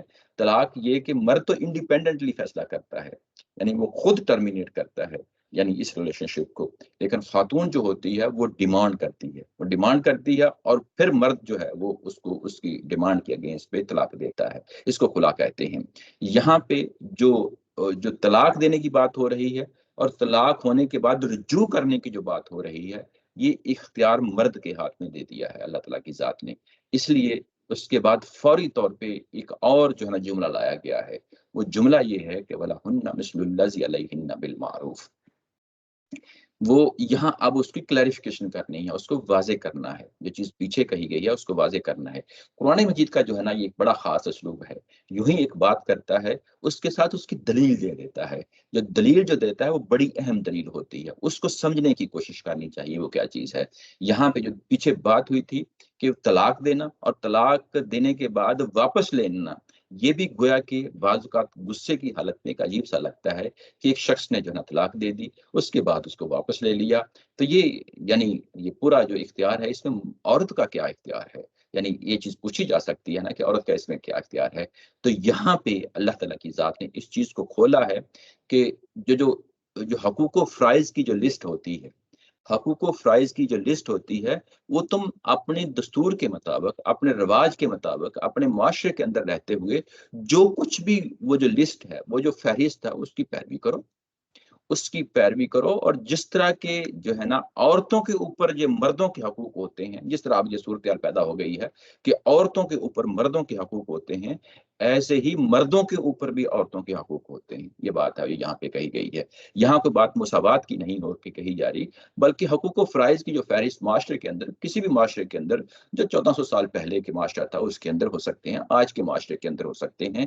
یعنی معاشرے کے اندر جو حقوق و فرائض کے جو بھی ذمہ داریاں آتی ہیں، مردوں کے اوپر عورتوں کی ذمہ داریاں آتی ہیں، عورتوں کے اوپر مردوں کی ذمہ داریاں آتی ہیں. ایک ہی گھر کے اندر رہنا ہے، کچھ ذمہ داریاں ہوتی ہیں، دونوں مل جل کے اس کو ادا کر رہے ہوتے ہیں. تو قرآن مجید نے اس کو مانا ہے، قرآن مجید نے اس کو مانا ہے. یہ کہا ہے کہ وہ بھی اپنے ساتھ ساتھ لے کے چلو، وہ بھی اپنے ساتھ ساتھ لے کے چلو، مجھے اس میں کوئی انٹرفیئر کرنے کی ضرورت نہیں ہے. یعنی واضح طور پہ یہاں پہ بتا دیا، لیکن جو پہلو ہے جس سے انٹرفیئر کرنا ہے وہ بھی بتا دیا. وہ بتا کیا دیا ہے؟ وَلِلرِّجَالِ عَلَيْهِنَّ دَرَجَةٌ. میں مردوں کو اس معاملے میں کہ وہ طلاق دیں اور اس کے بعد طلاق دے کے رجوع کر لیں، یہ ایک درجہ میں زیادہ جو ہے نا ایک پرویلیج دے رہا ہوں، ایک زیادہ یعنی ذمہ داری دے رہا ہوں. اور ایک درجہ یہاں علیہن درجہ کا لفظ بولا ہے. واللہ عزیز حکیم. اللہ تعالیٰ کی ذات نے پھر اس کے بعد یہ پہلی ریزن دی تھی جو ابھی ہم نے پڑھی، اس کے بعد دوسری ریزن یہ دی ہے کیونکہ میں مالک ہوں، خالق ہوں، آقا ہوں، کائنات میری ہے، تم میری مخلوق ہو، میں کوئی بھی حکم دے سکتا ہوں، تمہیں سرنڈر کرنا ہے. عزیز ہوں. عزیز کا مطلب زبردست ہے، یعنی جس کو پھر کوئی ڈیفیٹ نہیں کر سکتا. میں عزیز ہوں، میں نے وہ کام کیا ہے. اور اس کے بعد حکیم کی ساتھ صفت لگائی ہے کہ بے شک میں عزیز ہوں، لیکن میرا ہر کام حکمت پہ مبنی ہوتا ہے. میری اس حکمت کو سمجھ لو گے تو یہ تمہارے لیے بہتری ہے، اگر نہیں سمجھو گے تو تمہارے لیے اس کے اندر نقصان ہے. یہ یعنی یہ بات ہے جو یہاں پہ کہی گئی ہے. کیونکہ پرابلم یہ ہوتا ہے کہ بے شک 1400 سال پہلے کا معاشرہ ہو، آج کا معاشرہ ہو، جو عورت اور مرد کے اندر جو اختیارات میاں بیوی کے ہونے کی حیثیت سے جو ذمہ داریاں آتی ہیں، جو فرائض آتے ہیں، اس میں ہمیشہ افراط و تفریط جو ہے نا ہر طرح کا معاشرہ رہا ہے۔ آج کے دور کا معاشرہ بھی ہے، پرانے زمانوں کے بھی معاشرے بھی رہے ہیں۔ تو اللہ تعالیٰ کی ذات یہ کہتی ہے کہ میں وہاں پہ ہی انٹرفیئر کرتا ہوں جہاں پہ تم مسئلے کا حل نہیں کر سکتے۔ یہ یعنی شریعت کا یہ پہلو ہمیشہ سامنے رہنا چاہیے کہ شریعت بنیادی طور پہ انٹرفیئر ہی وہاں کرتی ہے۔ عام حالات میں انسان جو ہے نا ٹھیک چل رہا ہوتا ہے، اپنی عقل کی روشنی میں فیصلے کر رہا ہوتا ہے، اس میں کوئی بڑی قباحت پیدا نہیں ہوتی، لیکن کچھ ایسے ایریاز ہیں، گرے ایریاز، جس میں انسان اپنے لیے اس کے اندر اس کو تلاش کرنا بڑا مشکل ہو جاتا ہے، اس کو ہینڈل کرنا بڑا مشکل ہو جاتا ہے۔ یہی وجہ ہے کہ طلاق کا پہلو مختلف قوموں کے درمیان ایک بہت بڑا ایشو جو ہے نا وہ رہا ہے، اور یہاں پہ اللہ تعالیٰ کی ذات نے جب اس کو ریزالو کیا ہے، خود انٹرفیئر کر کے ریزالو کیا ہے، تو اس میں مرد کے ہاتھ میں یہ چیز دے دی ہے کہ وہ طلاق بھی دے سکتا ہے اور اس کے بعد اس کو رجوع بھی کر سکتا ہے۔ یہ دو چیزیں ہیں۔ تیسری چیز جو ہے سورہ النساء کے اندر جا کے پڑھیں گے، جو میں یہاں پہ بھی آپ لوگوں کو بتا دیتا ہوں، یہ آیت نمبر 34 ہے، جس میں کہا گیا کہ الرجال قوامون علی النساء، یعنی مرد جو ہیں وہ خواتین کے اوپر قوام ہیں۔ قوام یعنی وہ فائنینشیل ان کی ساری ذمہ داری اٹھائیں گے، یعنی ان کی گھر کے اندر اس خاتون کو فائنینشلی جو بھی جو ہے نا معاملات ہوں گے، وہ ساری کی ساری ذمہ داری مرد اٹھائیں گے اس نکاح کے بعد۔ وہ کیا ہے؟ یہ کہ گھر بار دینا ہے، نان نفقہ دینا ہے، نان نفقہ یعنی روزمرہ کے کھانے پینے کے لیے چیزیں ہیں، لباس دینا ہے، پہننے اوڑھنے کے لیے چیزیں دینی ہیں، اور اس کے بعد جو بھی جو ہے نا کام گھر کے ماحول میں جو ذمہ داریاں ہوں گی، کل کو بچوں نے بڑے ہونا ہے، ان کی تعلیم و تربیت، ان کے نان نفقے کا جو ہے نا کام کرنا ہے، یہ ساری کی ساری ذمہ داری مرد کے اوپر ڈالی ہے، مرد کے اوپر ڈالی ہے۔ یہ جو ذمہ داری ہے جو ڈالی گئی ہے، یہ قوام ہونے کی حیثیت سے ہے۔ اور اس کے بعد دوسری جو بات جہاں پہ اب ہم پڑھ رہے ہیں، طلاق دینا اور طلاق دے کے رجوع کر لینا، یہ تین پہلو ہیں جن کی بنیاد پہ قرآن مجید کہتا ہے کہ میں نے ایک درجہ زیادہ دیا ہے مرد کو، ایک درجہ زیادہ دیا ہے۔ یہ کہ مرد کمائے گا، عورت کھائے گی، یعنی کوئی ذمہ داری نہیں بنتی کہ عورت کو مجبور کیا جائے کہ وہ کمانے کے لیے باہر نکلے۔ اگر وہ جاتی ہے اور وہ پیسے، فرض کیا کوئی جاب کرتی ہے، کوئی بزنس کرتی ہے، اگر وہ گھر کے معاملات میں شیئر کر لیتی ہے، جیسا کہ ہو جاتا ہے، شیئر کر لیتی ہے، اچھی بات ہے، اچھی خوش اسلوبی سے چلنا چاہیے، لیکن یہ مرد جو ہے نا کبھی بھی تقاضا نہیں کر سکتا، شریعت کے طور پہ کبھی بھی تقاضا نہیں کر سکتا۔ یہ ذمہ داری مرد کی ہے، ذمہ داری گھر کے معاملات کو چلانے کی۔ یہ ایک بات۔ دوسری یہ ہے کہ کیونکہ ذمہ داریاں دی جا رہی ہیں مرد کو، تو اس کو گھر چلانے کے لیے ایک یہ اختیار دے دیا گیا کہ وہ طلاق بھی دے سکتا ہے، اور طلاق دینے کے بعد وہ رجوع بھی کر سکتا ہے۔ یہ ایک پہلو ہے جس کو ظاہر ہے یہاں پہ بیان کر دیا گیا۔ اس کا ایک اور دوسرا پہلو ہے جو میں آپ لوگوں کے سامنے کھولنا چاہتا ہوں، وہ بھی بڑا اہم ہے، جو ہے نا وہ پہلو ہے۔ موجودہ دور میں جس میں ہم جی رہے ہیں، اس میں فریڈم ایک بہت بڑا یعنی ایک ویلیو ہے، ایک قدر ہے جو ہمیں ویسٹ سے ملی ہے۔ یہ جو فریڈم کی جو ویلیو ہے، اس نے معاشرے کو تلپٹ کر کے بھی رکھ دیا ہے۔ گو کہ یہ بڑی خوبصورت چیز ہے، اس میں کوئی شک نہیں ہے کہ انسانوں کو آزادی دی جائے۔ انسان جو ہے نا وہ آزادی ہی کا خوگر ہوتا ہے، آزادی ہی چاہتا ہے، لیکن وہ آزادی کیسی جس کے ساتھ جو ہے نا وہ کنڈیشنز نہ ہوں، کوئی اس کو خوبصورت بنانے کے لیے کوئی طور طریقے نہ ہوں۔ وہ کیسی آزادی؟ وہ آزادی جو ہے نا وہ بعض اوقات انسانوں کے لیے تباہی و بربادی کا بھی جو ہے نا باعث بن جاتی ہے۔ یہ جو فریڈم ہے، اس فریڈم نے کیا کیا ہے کہ جب یہ انسانوں کے گھروں میں داخل ہوئی ہے، تو مردوں کے اندر بھی اس نے، عورتوں اور مردوں کے درمیان بھی انہوں نے پرابلم کریٹ کیے ہیں۔ یہ جو فریڈم کی ویلیو ہے، یہ ہمارے ہاں بھی ہے، ایسا نہیں ہے کہ اسلام کے اندر نہیں ہے۔ ایک بہت بڑا جو جملہ بولا جاتا ہے حضرت عمر فاروق رضی اللہ تعالیٰ عنہ سے منسوب ہے، وہ یہ کہ انہوں نے ایک گورنر کو خط لکھا تھا جس میں یہ کہا تھا کہ تم نے کب سے انسانوں کو غلام بنا لیا ہے، حالانکہ ان کی ماؤں نے ان کو آزاد جنا تھا۔ یعنی یہ اسلام ہی کی تعلیمات تھی جس کی بنیاد پہ ظاہر ہے کہ اتنی بڑی سٹیٹمنٹ جو ہے حضرت عمر فاروق رضی اللہ تعالیٰ عنہ نے دی تھی۔ یہ ڈیفینیٹلی اسلام کے اندر بھی یہ چیز ہے، لیکن اسلام کے اندر جو کور ویلیو ہے، جس طرح ویسٹ کے اندر جہاں ہم رہ رہے ہیں، اس کے اندر کور ویلیو اگر کہیں کہ ایک ویلیو کا نام لینا ہو تو ہم کہیں گے فریڈم کی جو ہے نا وہ ویلیو ہے۔ لیکن اسلام کے اندر کہیں کور ویلیو وہ کون سی ہے جو انسانوں کے درمیان ہے، تو وہ فرق مراتب کی ہے۔ یہ فرق مراتب کیا ہوتا ہے، میں ابھی آپ کے سامنے جو ہے نا کھولتا ہوں۔ کور ویلیو یہ ہے فرق مراتب کی کہ یہ دیکھیں، باپ اور بیٹا دونوں مرد ہیں، مرد ہونے کی حیثیت سے دونوں میں کوئی فرق نہیں ہے، یعنی مرد ہونے کی حیثیت سے دونوں میں کوئی فرق نہیں ہے، لیکن وہاں پہ بھی اسلام کیا کرتا ہے، آگے بڑھتا ہے اور کہتا ہے کہ باپ کو ایک درجہ بیٹے کے مقابلے میں زیادہ حقدار ہے۔ وہ کیوں ہے؟ یہ ظاہر ہے، والد جو ہے وہ ایک بڑے مقام پہ کھڑا ہوتا ہے اسلام کے اندر، مذہبی تعلیمات کے اندر۔ ایسے ہی ماں جو ہے، ماں کی اولاد میں اگر آپ دیکھیں تو بیٹیاں بھی ہوتی ہیں، بیٹے بھی ہوتے ہیں۔ اگر آپ دیکھیں تو وہ جو بیٹیاں اور بیٹے ہیں دونوں ایک جگہ پہ ہوتے ہیں۔ اب اولاد نے جب ماں اور باپ کو دیکھنا ہے، اولاد نے دونوں بیٹیوں اور بیٹوں نے، اولاد نے ماں اور باپ کو دیکھنا ہے، تو وہاں پہ بھی اسلام نے فرق رکھا ہے۔ ماں کو 3 گنا زیادہ حق دیا ہے، ماں کو 3 گنا زیادہ حق دیا ہے، اور باپ کو 1 درجے پہ رکھا ہے، اور ماں کو 3 درجے زیادہ دے دیے ہیں، 2 درجے زیادہ دے دیے ہیں۔ 3 جگہوں پہ جو ہے نا اس کو 3 لیول جو ہے نا اپ رکھا ہے۔ اور جب یہ کہا کہ ماں جو ہے 3 درجے زیادہ بڑی ہے اور باپ جو ہے وہ ظاہر ہے کہ 2 درجے نیچے ہے، تو وہاں پہ دیکھیں، وہاں پہ جو تفریق ہو رہی ہے وہ مرد اور عورت کی بنیاد پہ نہیں ہو رہی، محض مرد اور عورت کی بنیاد پہ نہیں ہو رہی۔ وہاں پہ جو تفریق ہو رہی ہے وہ تفریق جو ہے وہی فرق مراتب ہے، یعنی رشتے ہیں، رشتوں کی پہچان ہے جو اسلام جس پہ کھڑا ہوتا ہے۔ محض جو ہے وہ فریڈم پہ کھڑا نہیں ہوتا، محض جو ہے وہ فرق مراتب جب ہم کہیں گے تو وہ رشتوں کا فرق مراتب ہے۔ وہ یعنی رشتوں کے اندر فرق آتا جاتا ہے، جو جو فرق آتا جاتا ہے ویسے ویسے تعلق کی نوعیت بدلتی چلی جاتی ہے۔ ایسے ہی گھر کے اندر اگر کوئی بڑا ہے، بڑی بہن ہے، بڑی جگہ پہ ہے، بڑا بھائی ہے، بڑی جگہ پہ ہے، تو چھوٹے بہن بھائیوں کے لیے وہ زیادہ جو ہے نا قابل احترام ہے، یعنی یہ اسلامی جو تعلیمات ہے اس کے مطابق یہ اس طریقے سے چلتا ہے۔ ایسے نبی محترم صلی اللہ علیہ وسلم نے فرمایا کہ تمہارا جو جو استاد ہوتا ہے، وہ جو تمہارے باپ ہوتے ہیں وہ 3 طرح کے باپ ہوتے ہیں۔ ایک باپ وہ ہوتا ہے جس کی ظاہر ہے تم اولاد ہوتے ہو، دوسرا باپ وہ ہوتا ہے جس کے ہاں تم بیاہے جاتے ہو، سسر کو بھی باپ کہا ہے نبی محترم صلی اللہ علیہ وسلم کی ذات نے، یعنی عزت احترام میں وہ بھی باپ کی جگہ پہ کھڑا ہو جاتا ہے۔ اس کے بعد استاد جو ہوتا ہے اس کے لیے بھی باپ کا لفظ استعمال کیا ہے۔ استاد کیونکہ علم دیتا ہے انسانوں کو، تو اس کو بھی باپ کی جگہ پہ کھڑا کر دیا ہے۔ اب یہ جتنے بھی جو رشتے ہیں، یہ خواہ یعنی خونی رشتے ہوں یا خونی رشتوں سے باہر ہوں، یہ رشتوں کی بنیاد پہ جو ہے نا فرق آتا جاتا ہے، یعنی قرآن کی تعلیمات ہوں، اسلام کی تعلیمات ہوں، یہ اس بنیاد پہ جو ہے نا چیزوں کو اٹھا رہا ہوتا ہے۔ تو جب وہ جو بنیاد ہے، جب ہم گھر بنانے جاتے ہیں، تو میاں بیوی وہاں پہ ہوتے ہیں، تو وہاں پہ کچھ معاملات میں زیادہ ذمہ داریاں مرد کو دے دی جاتی ہیں۔ جن میں ذمہ داریاں دے دی جاتی ہیں، ظاہر ہے کہ ان ذمہ داریوں کے حوالے سے یہاں پہ ایک درجہ زیادہ کی بات ہو رہی ہے۔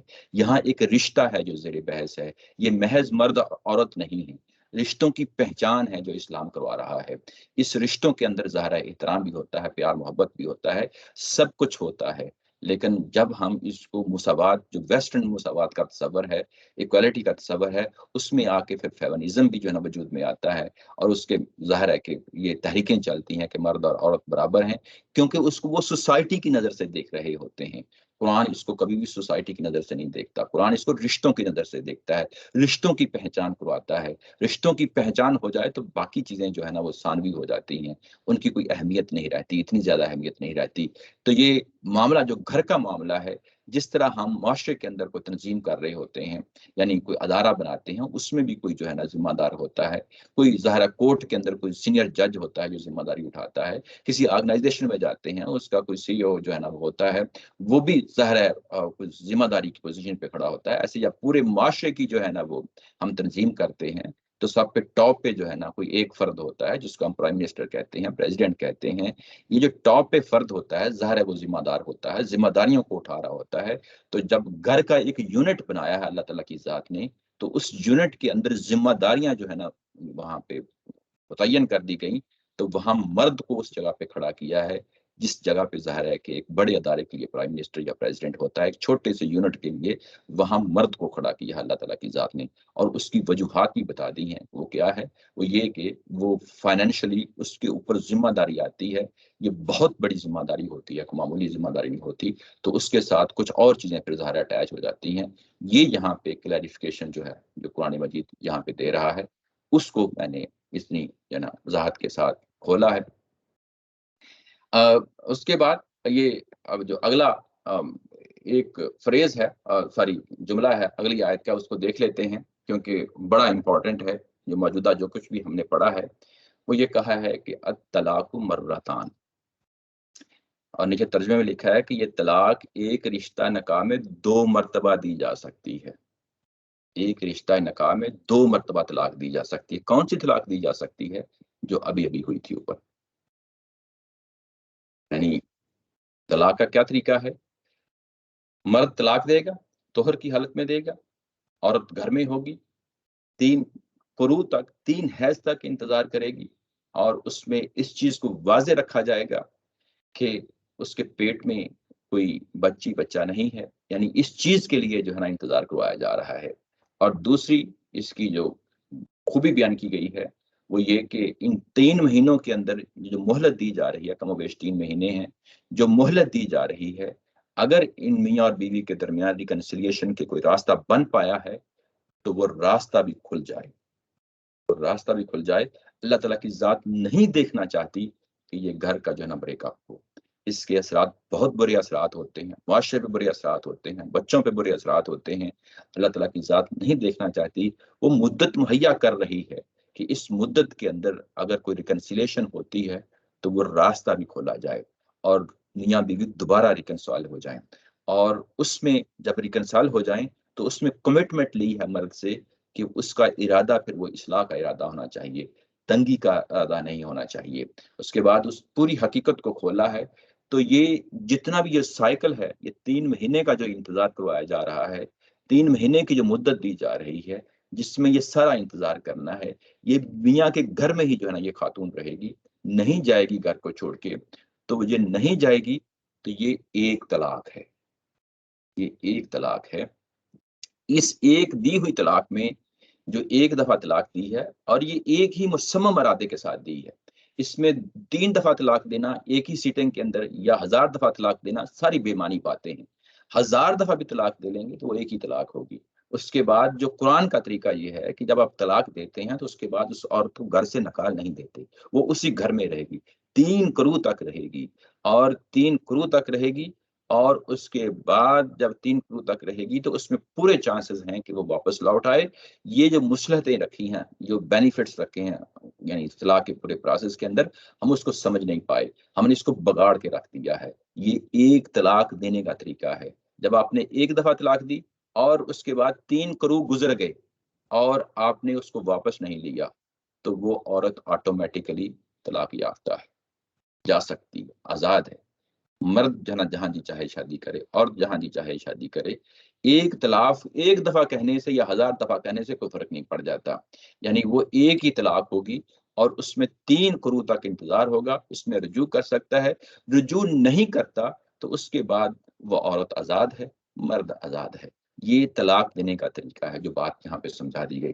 اس کے بعد کہا کہ پوری زندگی میں یہ 2 دفعہ ہی اس کو استعمال کیا جا سکتا ہے، یعنی جو پیچھے ابھی ابھی طلاق سمجھائی ہے اس کو پوری زندگی میں 2 دفعہ ہی استعمال کیا جا سکتا ہے۔ یعنی یہ کہ 2 دفعہ استعمال کرنے کا کیا مطلب ہے؟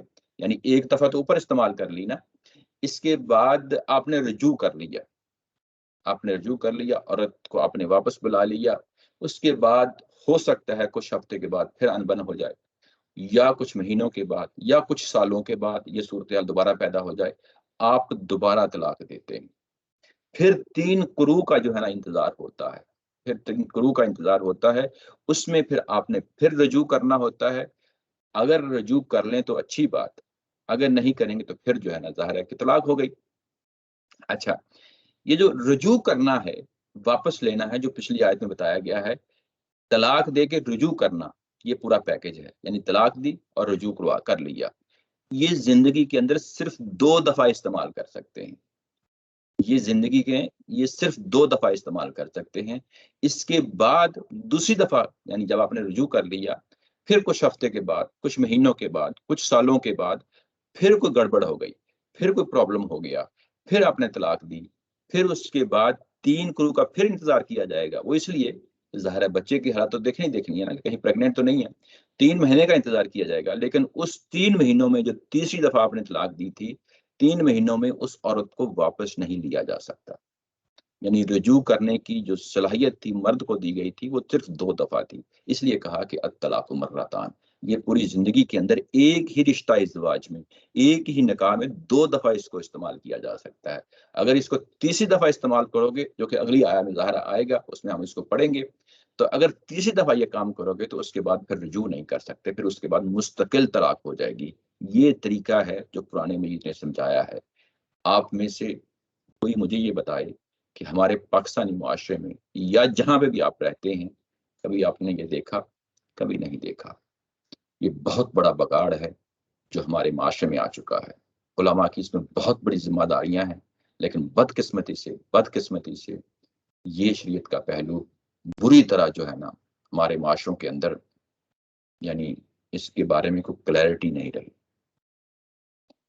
قرآن جس طریقے سے طلاق کے پورے قانون کو بیان کر رہا ہے، اس کو پیروی کی جائے تو ریکنسیلیشن کے جو ہے نا 10 راستے کھل سکتے ہیں، 10 مسائل حل ہو سکتے ہیں، لیکن ہم نے غصے کی حالت میں طلاق دیتے ہیں اور اس کے بعد 10 20 30 پرابلم شروع ہو جاتے ہیں، معاشرے کے اندر بگاڑ شروع ہو جاتا ہے، دنگا فساد ہوتا ہے جو کہ زہر ہے، اسلام کے نام پہ ہوتا ہے، بڑی قباحتیں پیدا ہو جاتی ہیں۔ طلاق کا ایک ہی طریقہ ہے جو قرآن نے بتا دیا ہے، اس کے علاوہ کوئی اور طریقہ نہیں ہے۔ اس کی مزید تفصیل ہے، ظاہر ہے آگے ہم نے کافی پڑھنا ہے اس کو، انشاءاللہ اگلی دفعہ پڑھیں گے اگلے سنڈے۔ ابھی آج کا سیشن اسی کے ساتھ آج ہم ختم کرتے ہیں۔ وآخر دعوانا ان الحمد للہ رب العالمین۔ کوئی سوال ہو اس کو لے لیں۔